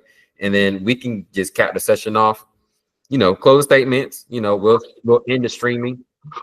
We'll do if y'all want, y'all can ask me some questions off the stream, and then we'll continue tonight. So let's zoom out to the daily time frame and let's talk about what I seen. So what I seen when I looked at cake, I got to go to the weekly. What I seen when I looked at cake was this. I said, ooh, this looks ugly, right? This looks ugly. I don't know what type of love this is. Let me take off the drawings, right? This is what I seen. I said, this looks nasty. But one thing that I noticed is the bullish lineup, right? On a daily time frame, right, with the moving averages, I see that on the weekly, it was going to be in a bullish lineup, right? I see 21 is the white, 50 is the red, purple is the 80, and blue is the 100. The purple is going to cross over the 100. So it's going to put it in a bullish lineup scenario on a weekly time frame. So I said, okay, snap. What does the volume look like, right? Pull up the volume. I'm like, oh, snappity snap. The volume is pretty low, right? Falling volume, right? Falling volume, falling price. That means that you have a downtrend that's weakening. So I'm like, okay, we got a bullish lineup. We got a downtrend that's weakening on a weekly time frame. Okay, that's looking good. Like, is there any other type of signals that says buy that I can grasp from this chart, right? With using indicators. And so I pulled it up. I said, all right, let's look at the stochastics. I'm looking at stochastics and I'm saying, okay, we was overbought. I mean, oversold down here, right? We oversold right here to right here. We pumped up, came back down. I was like, okay, that's not bad, right? That's not bad. We didn't get overbought, right? We didn't get overbought like we did right here, because we got overbought back here. Guess what we did? Extensive drop, right? We got overbought even up here, right? Guess what happened? Extensive drop, right? We had to reset. So I'm looking at, I'm like, okay, we did a pump and we faked down, we came back down, got low, and then we pumped again, right? Now, when I was like, where do we do that in the stochastics at? I said, we did that happened right here, right? We dipped down, we came up, we dipped down again, right? Then we pumped out, right? That's a pump out that I see right here. So I see a double dip and a pump out. I was like, double dip, pump out. Now, in that last dip, right? That last dip that it did, it pumped nicely, right? It did a nice pump. So I'm like, shoot, right here, I want to see that pump up. I want to see that pump out, right? So I'm just comparing price action with the stochastic RSI, just understanding it back and forth, right? Understanding the history to try to project the future, right? So as I'm doing so, I'm like, this looks pretty good. I like it. I like it. Then I said, let's go to the MACD, right? Go to the MACD. I'm looking at the MACD. I'm saying, okay, we just gathering price action. I said at that same time where price was doing all this limbo thing with the stochastics, that was all selling pressure. I said, and this time when we're doing that limbo action with the stochastics, we in buying pressure. I said, hold up, we might be switching trends. We got a downtrend, we got a bullish lineup coming. Okay, cool. Then I said, let me look at the RSI. RSI gonna tell me everything I need to know. Only thing I need is reversal, bullish, divergence. That's all I need. I just need reversal, bullish, divergence. So I'm looking at it, and I'm like, all right, bet. Let's see. I said, okay, so I'm looking at these lows compared with these lows and just comparing them. So I'm looking at this, I'm looking at this, I'm looking at these, and I'm looking at these. All right, compared to one. You know what? Let's just delete everything because I'm tired of looking at that stuff. So 1, 2, 3, 4. You can say 4, 4, or you can say 4, 5, and then 6. Right. So I'm just looking at all of these lows, right? All these little peak lows that's low, I'm just highlighting them. All right. So when I take my cursor, I can measure them, all the way through. And then we got to do the last final one too. Right. So I'm taking that, I'm saying, okay, let's read this bottom candlestick, right? It's 38.13. All right, I got 38.13 reading the purple value right here, right? So that's this candlestick on the weekly is 38.13. Next low is 38.95. All right, that's would have been reversal bullish divergence, but guess what? Price action didn't make a lower low, right? That's not, price didn't come lower than its previous price right here. It actually was higher, so it's saying it give me a higher number than the other number that I just had from 38.13 to 38.95. Makes sense. Price made a higher low. RSI made a higher low. Cool beans. Let's keep it pushing. So from 38.95 down to 37.55. I was like, all right, cool. We got 37.55. Now let's measure this last one. All right. This last one was 38.13 going down to 37.55. All right, that's a lower low. Ain't no bullish divergence. All right, cool. It pumps, comes right back down. All right. I'm like, okay, let's look at these lows. We got 37.55, and then we got, what is this? 37.22. I'm like, all right, another low, another lower low, right? So it's just when these don't align is when you sit here and you take it. You make them suffer for their blatant mistake that they try to hide. Because if they wasn't trying to hide it, they would have told you to buy it. Because they didn't tell you to buy it, that means they try to hide. So you got to take that personally. So we got 37.55. Next low is 37.22. Then we like the next candlestick that's lower than that. And this one reads 38.53. 38.53 is actually higher in value compared to 37.22, 37 and 38, but price made a lower low. Guess what I take that as? Breakout. That's reversal bullish divergence. That means price is to break out. And what it did, we pumped. Boom. Now we came back down. So I'm like, all right, now I'm focused on these two lows. And as I'm reading these two lows, guess what I got, y'all? I'm saying this candlestick read 38.53, right? This next candlestick read 38.34. All right. 38.53, 38.34. 34 is lower than 53, but look at the lows. Now let me take off the circles. Look at the lows. We made a higher low in price action. So what does that mean? That this dip is actually hitting continued bullish divergence, right? Because price made a higher low, right? Switching trends. And then the indicator made a lower low, switching trends. All right. So that said, okay, we got reversal bullish divergence from, if we was to actually draw it out, we got reversal bullish divergence from this point to this point. That's reversal bullish divergence, right? And let me get the other arrow. Reversal from this point to this point, right? And then we made hit and continue bullish divergence because our next lows was a higher low. So it's going to be from this point to this point. And then on our RSI, guess what happened? We made this point to this point. So for me, it's a hell of a buy, right? It's a hell of a buy on a weekly time frame, All right. On a weekly time frame. It is, listen, that is an engulfing red candle. So best believe I got my stop loss very much activated. I'm not going to ignore the candlesticks reading. All right. I know what engulfing red candle looks like. That is a big boy engulfing red candle, but the RSI don't lie. All right. I take RSI readings over candlestick readings. So I'm a believe in this buy. I'm believing this bottom call. All right. So take it to the daily time frame. You can look at it a little bit closer. Why did we spike that entry? Is because at this point, this low compared to this low, guess what? We made a higher low. We made a lower low in price action. All right. Now, looking at this low and looking at this low, guess what? You made a higher low. And guess what? You made a higher low. So you're continuing a trend. You're continuing an uptrend. You're saying making higher lows, making higher lows. So it's confirmed. Higher low, higher low. Cool beans, cool beans. Now, you saying you made that lower, you made that higher low here, but you made that lower low there, giving you reversible divergence, saying that you should pump back to the upside. Now, when I look back out and I say, okay, was this pump sustained? Was this pump realistic? Even though we looked at it on the weekly, does the daily confirm? All right. And it does. With this low down to this low, we can see that we actually made a higher low. Lower low on price action, higher low on the RSI, giving us that reversal bullish divergence that we need to go in and get us to starting a uptrend. All right. So we're trying to, well, we posted the entry to the beginning of an uptrend. All right. That's what we was looking for. And that's what we're trying to grab. We're trying to grab the bottom of a projected, I guess, just cup, right? Just a big old cup, right? It's a big old cup. That's all we can kind of call for right now is a deep cup. All right. Let's just keep it at that. Right. So what that means is we're going to have probably some time necessary and patience needed for bait USDT. All right. For bait USDT. Now the projections, the pattern, right? Now we got to chart it out. Now that we've called it to be bullish, now we got to chart it out. So let's go ahead and chart it out. So what I seen, it's pretty ugly, but it's not the first time I've traded this and it played out, was a drunken cup in hand. Drunken, what I mean. We had this going on, right? Very long, elaborate wait for a dip for a cup, right? So that what makes it drunk already, because it's slant to the side, all right. And then you got your handles that just look so abnormal. Usually you would take your handle and you're like, okay, I'm from the trap price action like this, Sean.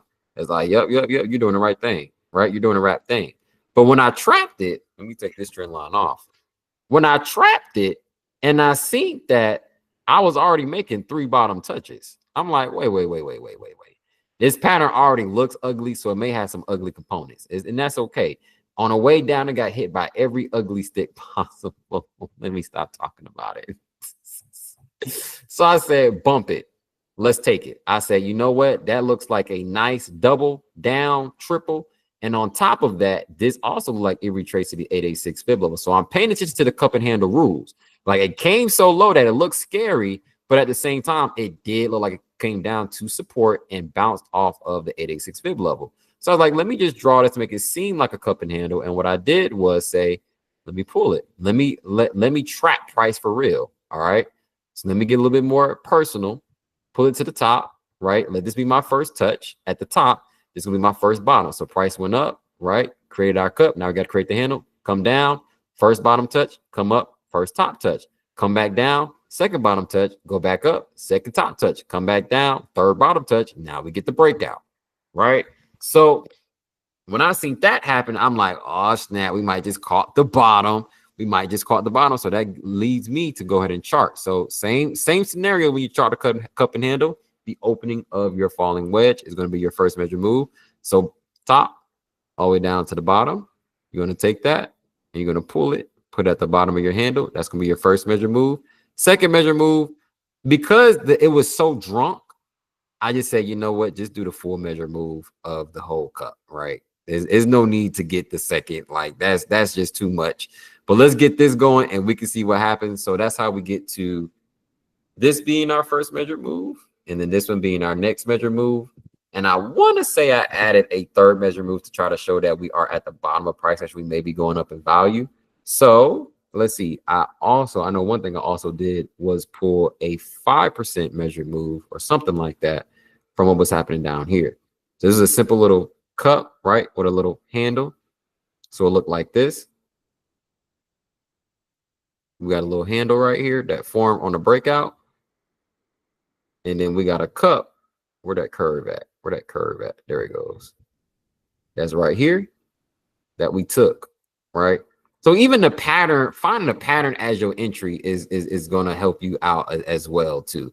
If you're like, you know what, I'm going to enter at the bottom or before the pattern, breaks out, right? That's perfect, right? That's perfect. The pattern style trading to me is like the safest form of trading because you have to always back test. You always got to back test. So boom, that's where it's taking us to. Boom. And I think that was a 5% move that I was highlighting, that cup and handle, because I think I did buy the dip. So yeah, it was 6%, but I most likely didn't catch this dip right here. I'll probably somewhere back here. So that's why I'm saying 5%. So about right there. So about 5%. 5% first measure move. That's what it's hitting. And then now it's just all about, okay, what does this pump up now create? What pattern did it now create? All right. So you erase what just happened. And now you just go into, oops, I didn't want to erase those. But now you just go into reading the chart in itself and just taking in information that the charts are giving you.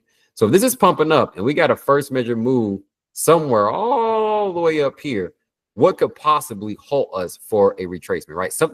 Everything has to retrace. So when are we might most likely going to retrace?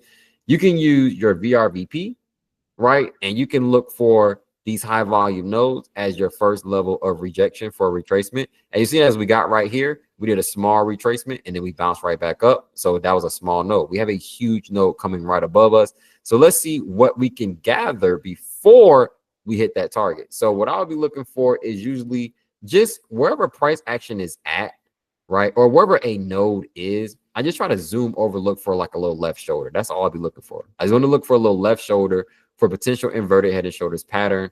And what it looks like is that might be this one over here, right? Because we have a nice deep node right here. As if price action is right here, this green line, and it's pumping, this is going to be the first node.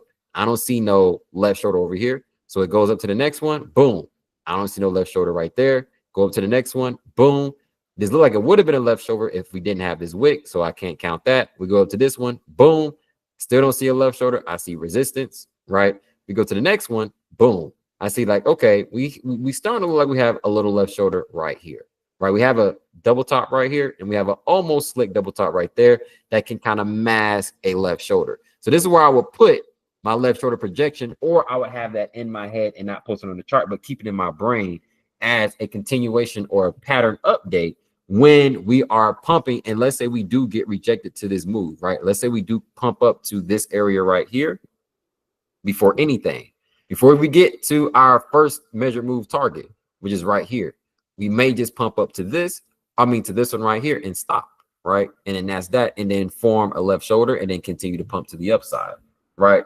Now, if you want to get fancy and you want to double check your work, use your measure move just like how you would in math. So if you say this is your left shoulder, this is your neckline, and this is the bottom of your head measure move to the top of the neckline, take it, boom, put it on top. Does it take you to a measured move? It doesn't take us to a measured move, which means that we possibly can say that, you know what, it may surpass that, and it may come to this right here. That looks more like an easier double top, right? Because we can see that with this top touch and this top touch, we got a little wick up. That's not a perfect inverted head and shoulders. So you can kind of pull that up just a little bit and say, you know what, let's use this one, right? Or let's use this one back here, right? These two red candlesticks, these two wicks, they're perfect. Let's use those two. You just keep moving, and you can really like call the market if you want to. If you want to have fun like that, how I'll be having fun with the market when it comes to charting, you can if you want to. But I just do it because I like being right. Like I like being a little fortune teller. So that's just what I like to do. So if I'm gonna take that, boom, so that's my left shoulder, put it on top of my neckline. Do I get somewhere? I get right directly to my next, to my first measure move target, confirming slightly that my first measure move target most likely is going to get hit. Because I got a secondary pattern already in my mind set up of how it's going to get hit. All right. I already know how it's going to get hit. It's going to hit this target, consolidate, conform a right shoulder, and then continue to pump to the upside. That's how I think it's going to get hit. That's how I'm going to get to my first target and look like a genius, right? But in actuality, I just use the simple same methods that we use in elementary school of double check your math problems and just use the same measure move, right? This is the equal sign, and this is your plus minus. That's all you got to do. The pattern is the plus. The minus is the other pattern, like whatever the case may be. One pattern plus another pattern equals this price target. There we go. One pattern plus another pattern equals this target. Let's go, baby. I'm just grabbing content to involve in the courses when I'm talking about patterns. Oh, yes. Let's go. I like that. I like that a lot. So, Bake is already up about 5, 6, 7% so far. Leverage trade probably up 70, 80. I haven't been on my phone today to really look at charts too much or to even give like updates or anything like that. I've been really running rampant. It came out of the survey actually early today that I was late to. Had to reschedule a haircut appointment, reschedule the survey. Luckily, everybody worked with me, so we got it done. But that's why I'm kind of away from the chart. So I don't really know what's kind of happening right now. But that's just the 3 trades that I wanted to go over with. The fresh newer one, right, that I see a lot of upside from, just because I'm saying that this is most likely probably the bottom to this asset. And then also just looking at BDXN, staying true to the things that you see. And then also looking at, what was the third one? BDXN. Was it Shell? Was it Shell? BDXN, Shell, and Bake. So that's that. Let me see. I forgot I deleted it all off. So let me just put some targets up. So we got 13%. Take off the VRVP.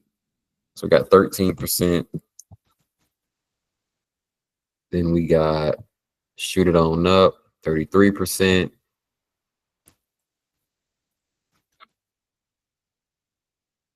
And then we got 44%. Well, yeah, I'm gonna type it. I'm gonna type 44 because I believe I had another target set up somewhere else. So what would it be the ultimate move for something that I could see out of here? Let's see. Can I think of, what can I think of? Was it a fallen wedge that I think that I could have drawn? Pretty sure it was something I could have drawn. Oh, the fallen wedge would have been too big. So yeah, we're just gonna have to leave it at that for now. 44% is gonna be just a deal for this one. I believe it's gonna go way higher than that. I do. I don't have the pattern to call it. That's just that. I don't even have. I mean, this is okay. We can do this fallen wedge right here. This makes sense because fallen wedges are reversal patterns. So got to remember that fallen wedges can be spotted at the bottom of price action. This can look something like this. I'm going to delete that so you kind of see it all together. And let's take off the moving averages. Boom, boom. Delete, right? So this is what we see right here is a fallen wedge. We're going to take the full length of this fallen wedge, the opening. We're going to put it at the bottom. See, it's going to take us up to about right here. And I think that's where I'm going to clock it at. I'm going to clock it there, and I'm going to add the other targets as well, just in case of a full fallen wedge, like just the full length of the pole from the beginning of the uptrend to the end of the uptrend. And let that be our optimistic target and just leave it at that. So That one's up for 73. So I'm just gonna leave that right here. And then after that, just pull this down to about 53. So that's how I'm gonna tackle this one, because this is the bottom price action. It's kind of a little bit cheap, a little bit different trying to buy and trying to call the bottom of price action. You don't really have too many patterns to go off of that look smooth in order to project a target for him. So that's what I say for bake. That's what I have for bake. Like I said, trade that was just posted. The rest of the trades, was there anything else that I think that was hot in the market so far? I don't think so. I believe everything that I've been watching in my orange list has been moving to a T. Let me think if I could think of one that hasn't yet. Milk, Melania. Melania is probably the next asset that I want to get to first thing today that I wasn't able to get into. So this would be the other one that I would sit here and say is probably one that we should, people should start kind of paying attention to. Melania is definitely pretty bullish in my opinion. Yeah, I'm projecting a full-fledged inverted head and shoulders.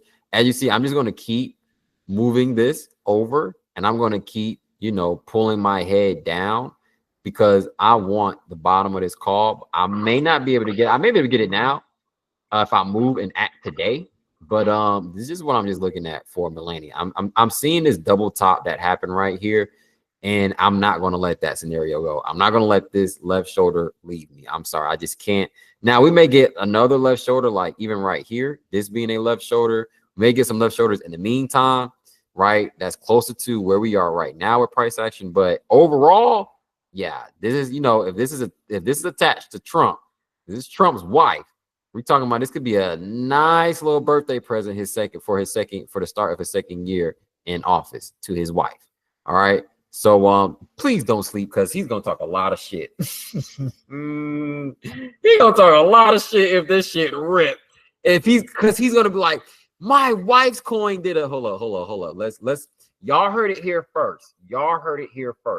Let's see how much of an X his wife coin can do. Let's call it right now. Because this is at what, 20 cents. This is stocks terms, y'all. This is stocks. All right. Think about stocks. I always think that stocks roll in 20 cents, 40 cents, $2, and then $2, 40 cents, 20 cents. And then that's about it. At 20 cents, something is very bullish on the stock. At 40 cents, something is very bullish on the stock. At $2, something is very bullish on the stock. So that's how I take it. And I applied that to crypto, and it's kind of been working out pretty well. 20 cents seems like a very big hold for a lot of cryptos that just came out. And that's at the 20 cent, above 10 cent type range, right? So that's what I've been looking at this token as. And y'all, I'm trying to tell you, I can see this doing stupid numbers. This is a 4X, right? If we was to go back to where it started from, all right, y'all, we're talking about from 20 cents all the way to a possibly 15. You're talking about this man's wife coin, depending on how he wants to move, can go for 6,800%. That is 68x. I'm pretty sure for this man's ego, this would be the best news he can ever get. Even if it doesn't go to 68, right? Even if it doesn't get to like the $15, $10 area, and let's say it only comes back to, hold up, y'all, because I'm trying to tell you, he wants to scream numbers, right? He doesn't want to scream little fractions. He wants to scream whole numbers. If this thing pumps back up to $1, where it left, this would technically be a bearish retest. All right. It would technically be price coming right back up to retest the area that we just lost. That's all that would be. Just off a bearish retest, you can sit here and say that Trump can call for a 5x on his wife's token, a 2x, a 3x. All right. We're just talking about off of any one of these even off of this bearish retest.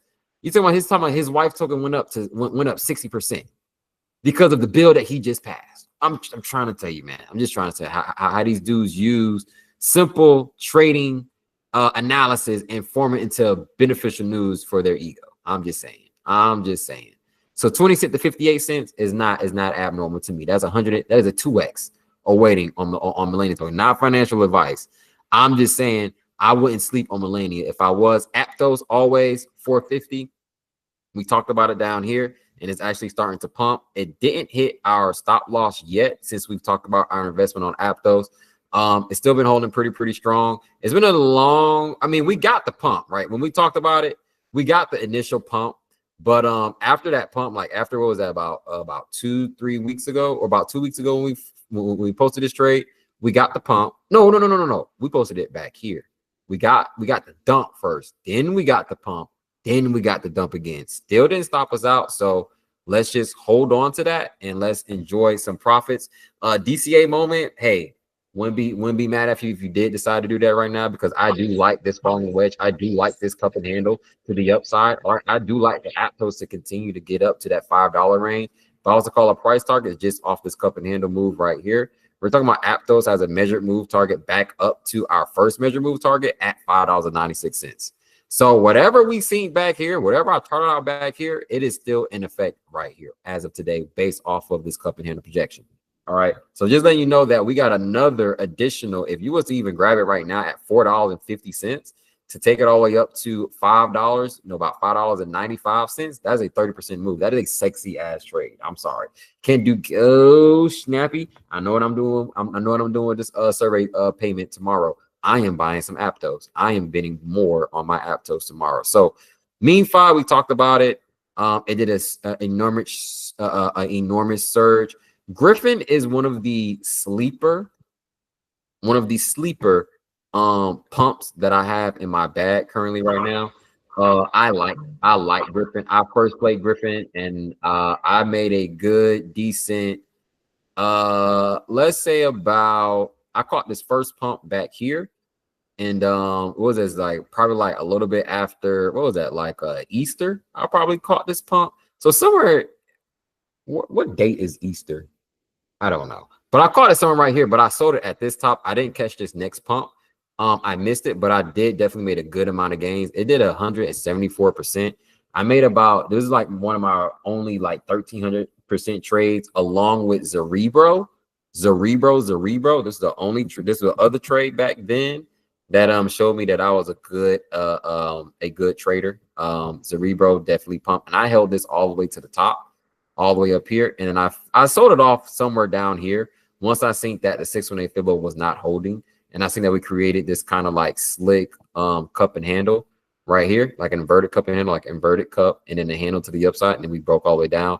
So I sold it off right here for like half of what I actually made, but I did take a lot of profits out on the write-up, because this was on one of the few trades. I think I didn't post an update on my Instagram, but this is one of the few trades that traded for like 2,000%. So it's one of the first trades that I had go for like 2,600 this year. One of the first trades was Zerebro. So I'm not back in it yet. I wish I was. I was in it about 2 days ago. I missed the pump, right? About 2 days ago. I missed the pump, right? And it came back down, and I missed this pump again. And then it came back down, and I missed this pump again. It keeps pumping like at 4 o'clock in the morning, and I'll be asleep by 4. I go to sleep at 3, 2, but around 4 o'clock, I'm already dozing. So it's just like, yeah, bro, I keep missing the entry.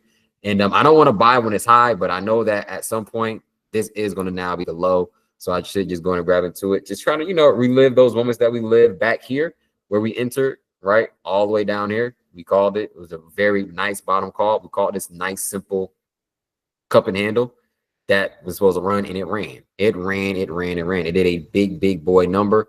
You can't beat that. It did a whole 400% rip. And yeah. I love that shit. I think I 7x'd it. I think it was a 7x, and then some DCN, I made it an 8x, probably 9, but I know I didn't 10x it. I got it on my Instagram. I can look at what the actual leverage was, but those are my two sleepers. The other sleeper, like I said, you got Aptos, you got Griffin. If I can think of anything else that I think of that's at the bottom, Kava is definitely on my radar too. Still staking it. It's finally starting to get the surge up, so I'm paying attention to Kava as well. I thought it was gonna dip, but it still kind of seemed like it wants to form to the upside. Looks like it's about to go chill if it can. It's like at the 706 fib level overall retracement, so I'm just watching it. I'm still staking it on Kraken. But I'm not leverage trading it. That's what I mean by I'm not in it. I'm not leverage trading it, but I'm still sticking on the Kraken, and I'm not up that much in my position because I bought it at this level and it keeps staying at this level. No matter how many times it pumps up, it keeps coming right back down to the same 706 level. And yeah. I'll put my money in everything else. Sorry. But so if I can think of anything else that is USTC almost is about to continue, our position should be continuing pretty soon. I see that continuing. Get a chart update on that. And then RFC is also a decent buy. DMC did like 107% yesterday. And then some other ones did as well. But that's about what I love Melania and I love Aptos. BDXN we're already holding, but that's about it. If I could think of anything else, Mava, Lever, Maker, Res, Plume, Tayo, Very, Ios, Bake, Alice, One, JTO, yeah, Strict, Auction, Hippo. Oh, that's one of the in. Well, I'm in it. Sorry, y'all. I'm in it. But 1,000 Y, ETC, DF, Y. Oh, Yearn Finance. Yearn Finance is the other one that I like. OG token is value, highest value that was 99K. All right, 99,000. All right, so it was Bitcoin for Bitcoin was Bitcoin at 100K. So let me zoom out so y'all can see this. All right, so we're talking about this thing was at 94,000. All right, so it gets back to an all-time high. You can best believe that is going to be that is a beginner big. If you didn't have Bitcoin when Bitcoin is Bitcoin, this is probably the closest thing you're going to get to Bitcoin. So YFI is actually going to be my next investment. Bump Melania. Actually, I'm gonna do both. YFI and Melania is going to be both my next investments. This is a flag that's already breaking out to the upside. I expect this to continue with another green candlestick. This is a nice bottom trade. Anything at 5,000 and below is good for Melania. I mean for Yearn Finance, because even if you take it back up to, let's say when it was up at what 14,000, that's a 3x. That's a 2x at least, but that's definitely a 3x. Well, a 3, forget the 200%, it's a 3x for you, but 300%, 177%, 2x for you automatically, right? So now if you take that all the way back up to, let's say 30,000, like you can really play Bitcoin like your Bitcoin. Like that's what I'm looking at this as. I just want to, just to say I got it, right? If I can catch this from the bottom of 5,000, not where people were talking about Bitcoin at $600, but I mean 5,000 is still good enough. But 1600% on a spot hold. You leverage 3x it, turn that to about 4,200, something like that. You'll be good to go. So that's what I like about Yearn Finance.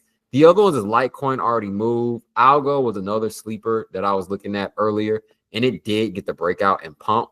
So I like the sign of that. Algo definitely did get the breakout and pump. So that's about that. That being said, I'm gonna let y'all go. If y'all got any questions before we head out.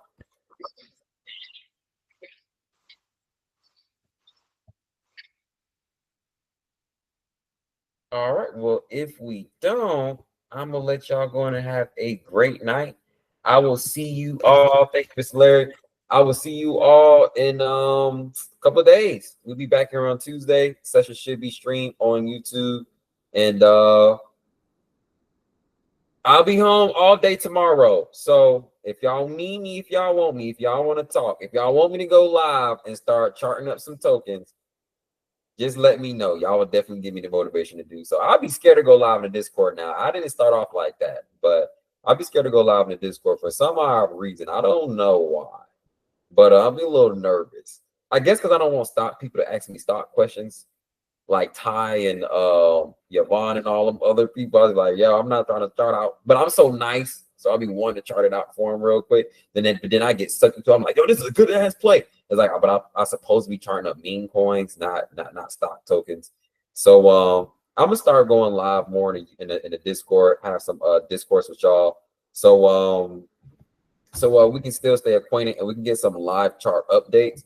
Because LJ did tell me that he's gonna schedule his lives more separate, like more he's gonna schedule them more apart from each other instead of doing them every single day.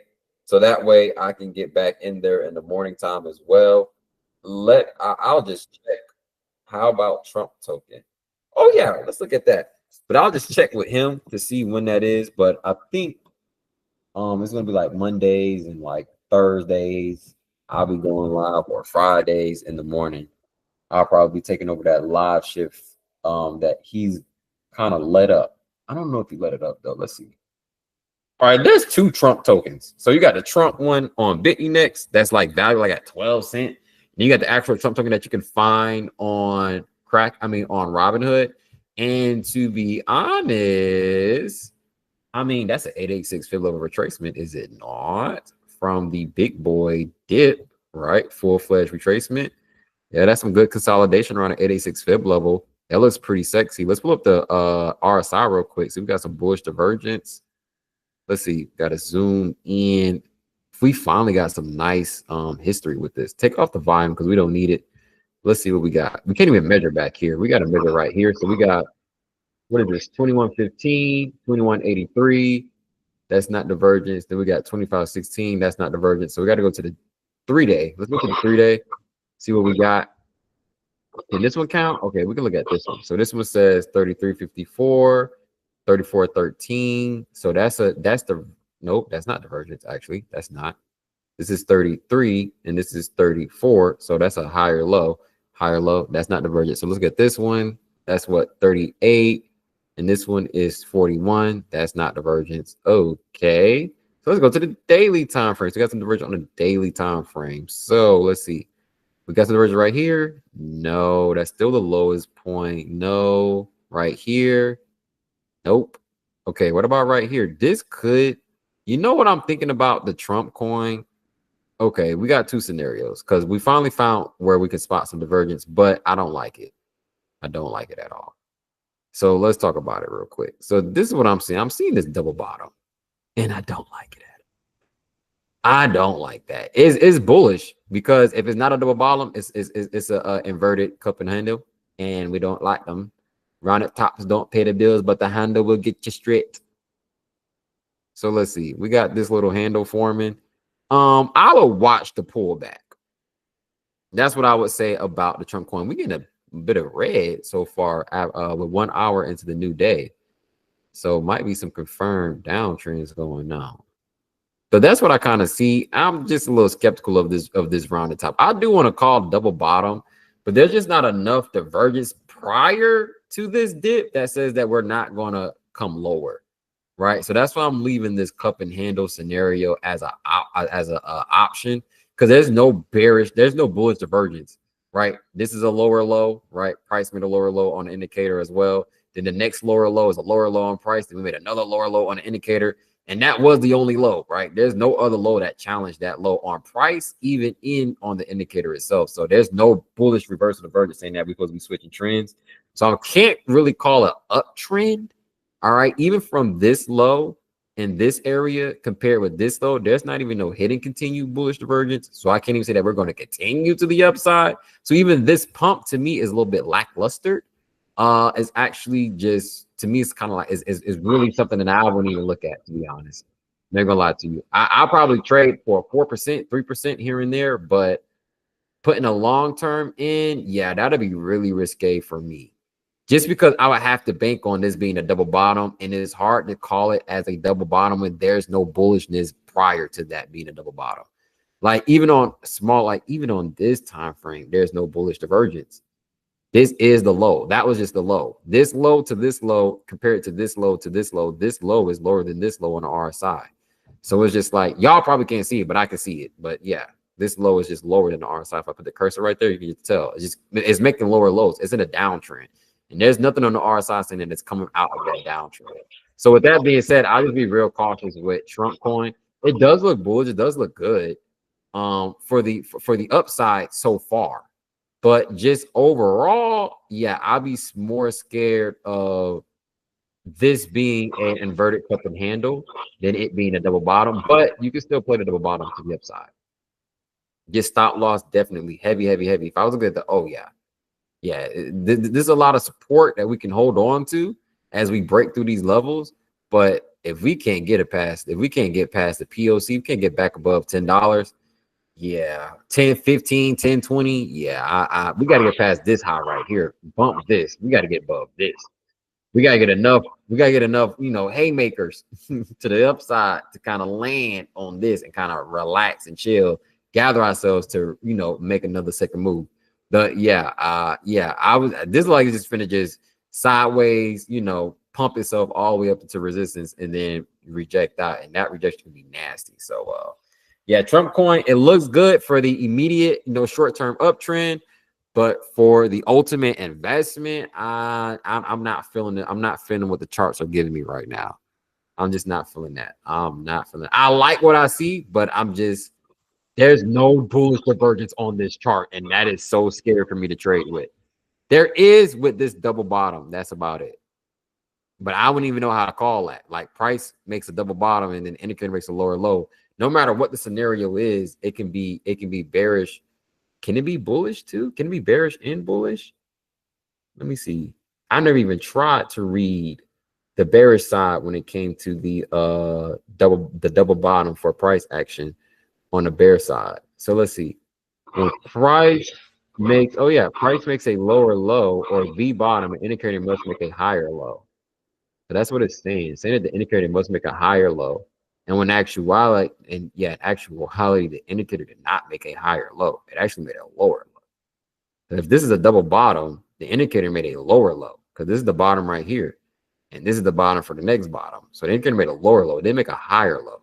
So that's what I'm like, I don't know how to play this divergence. It says, even on the hit and continue, it says if it makes a V bottom or a double bottom and it kind of makes a lower low. But see, that's what I'm saying. It's so tricky. Like, it's not reversed, but it's continued. But it's like there's no reversal bullish divergence saying that it's supposed to continue. Like even this is the low of this downtrend. As I'm saying, I don't understand that. Like even this is the low of the ultimate downtrend that it was just in, and there's no reversal on a 4 hour. You can't even give it on a 4 hour time frame. That's just too sketch. It may have it on a 1 hour. 1 hour may have you some saving grace, which it does. It has it on a 1 hour. We see that we're going higher on our lows, but we're going lower on our price action. That's the reversal bullish version that you will get. So I guess with that being said, you can chart that out. That might be your saving grace is the 1 hour time frame.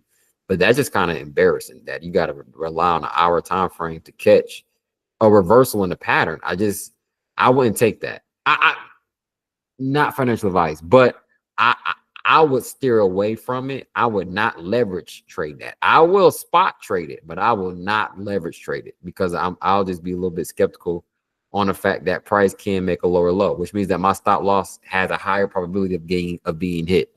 So I would wait for a more substantial pattern to form, probably get back up to about like right here at this high volume node, about $9.45. If we can dip and form out a identical right shoulder to this left shoulder where we dip and we stop right here at 892 and then retrace back up, then that's when I would believe in this asset. But I would still have a close stop loss. Just because of the fact that I think that even on a bullish retest, as it falls back down for a bullish retest, that is going to kick us out the trade. So I like it. It has bearish divergence on an hour time frame, so it does have upside. I just don't know if this double bottom can be trusted. It is tricky. I just know if it can be trusted. It'd be better if we was somewhere right here or somewhere right here having this conversation, because right now it's just playing out. Looks like what seems to be just a cup and handle measure move that most likely look like it already got hit. Actually, like as everything did, like it already got hit. So yeah, it already got hit. So it's actually completing a different measure move. So probably just the opening of this falling wedge, right? Put it at the bottom. Oh, the opening of the falling wedge takes us above the high volume node. So there's hope. It just don't take us above our last high. So there's hope. There's hope. It just, yeah, it's gonna be a tricky one. I may not be able to catch this one, but I like me some Melania.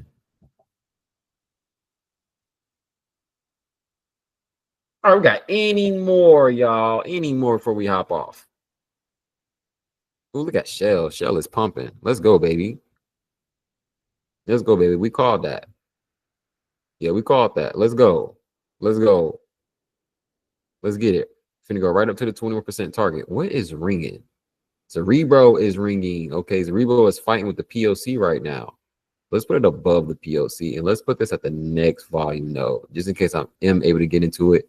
Huma, yeah, this is like a bottom call as well. I really do like it. It's consolidating on the hour time frame, 15-minute, like it's just kind of flagging out a little bit.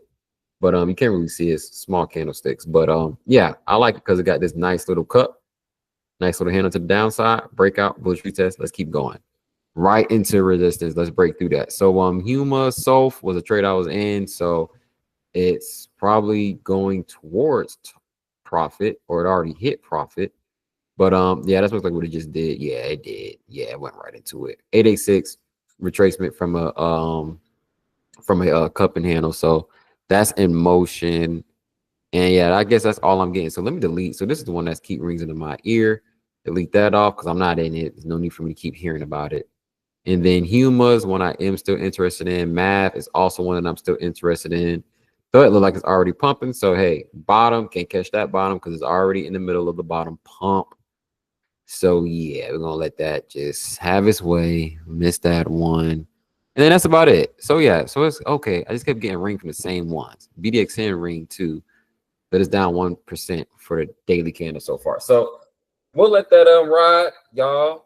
I'll let y'all have a good night. Look forward to some chart updates, and we will be back at it tomorrow. You know what? I might have another session on Fridays at night. It depends, or probably in the morning. Might go live in the morning on YouTube. That's probably what I might do. I might go live tomorrow morning on YouTube, probably like around 10 or 11, depending. So yeah, I might just do that, and we just be charting up some stuff, you know, shoot the bobo, and then keep it pushing. So I'll let y'all have a good night. I might go live. If I do go live tomorrow in the morning, I'll post it. It'll definitely be recorded on the YouTube channel. So that means that most likely tonight I'm going to be deep inside the charts looking at stuff. So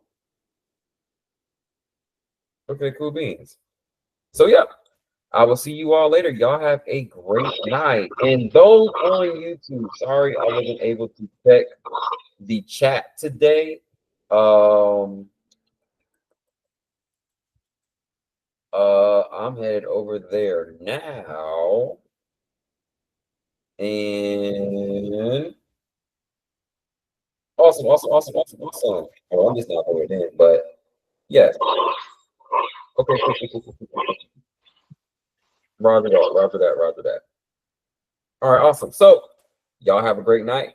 I will see you all tomorrow. I may go live around 11 o'clock, 10 o'clock, depending on how tonight goes. And see what the market will be looking like. This may be a new addition, all right, to the live videos. So you know, daily video updates over the whole market. It could be about 30 minutes, could be about 50 minutes, could be about 20 minutes. It's something that I am looking into to start doing for just daily updates, because crypto is 24/7. So y'all should get a 24/7 update, right? So if I'm committed, let me show you what it looks like. So that's what I might do. So that way y'all can constantly have transparency to my mindset. So and it kind of, I guess, help y'all, you know, speed up the learning curve, you know, speed up the terminology, the language of the charts. You know, we kind of merge those together, speed up that process a little bit with me being more vocal and me talking more and explaining things in a thorough fashion. So yeah, it seems like it's gonna rip. I don't even know how we got onto this chart, but this looks like it's gonna rip, like it's gonna do extra numbers after our final target got hit. I'm just looking at this RSI, and I'm liking this little flag that it's doing. It's doing a little flag on the 22 hours, so I like that. That's usually going to spell good signs for a tremendous pump on an asset. That's usually what you usually see. If you could form a falling wedge with the RSI or a pattern with the RSI, take the pattern. It usually plays out. So this doing like this, kind of consolidating to the downside, I can see a big, huge candlestick from BDXN.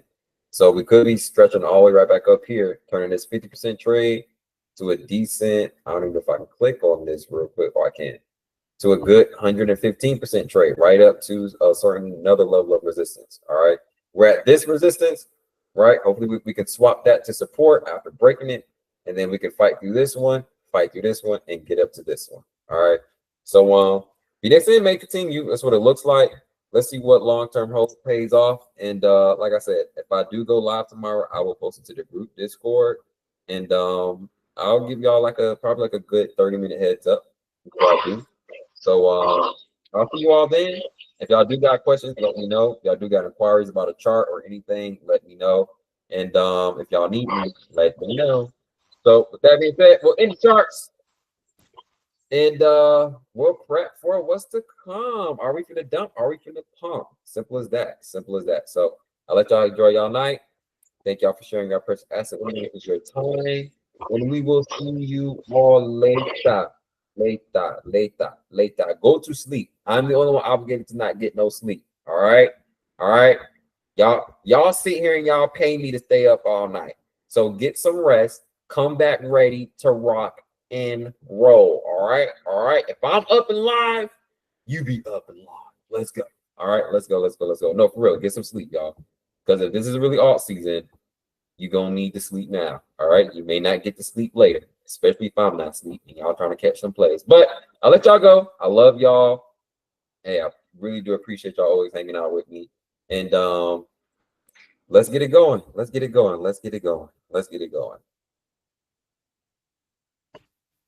All right, no, I gotta stop the streaming first. Actually, I'm gonna stop the streaming first, and then I'm gonna see if y'all got any questions before we stop, and then we'll end. Because Discord members get extra love. Public don't get that love.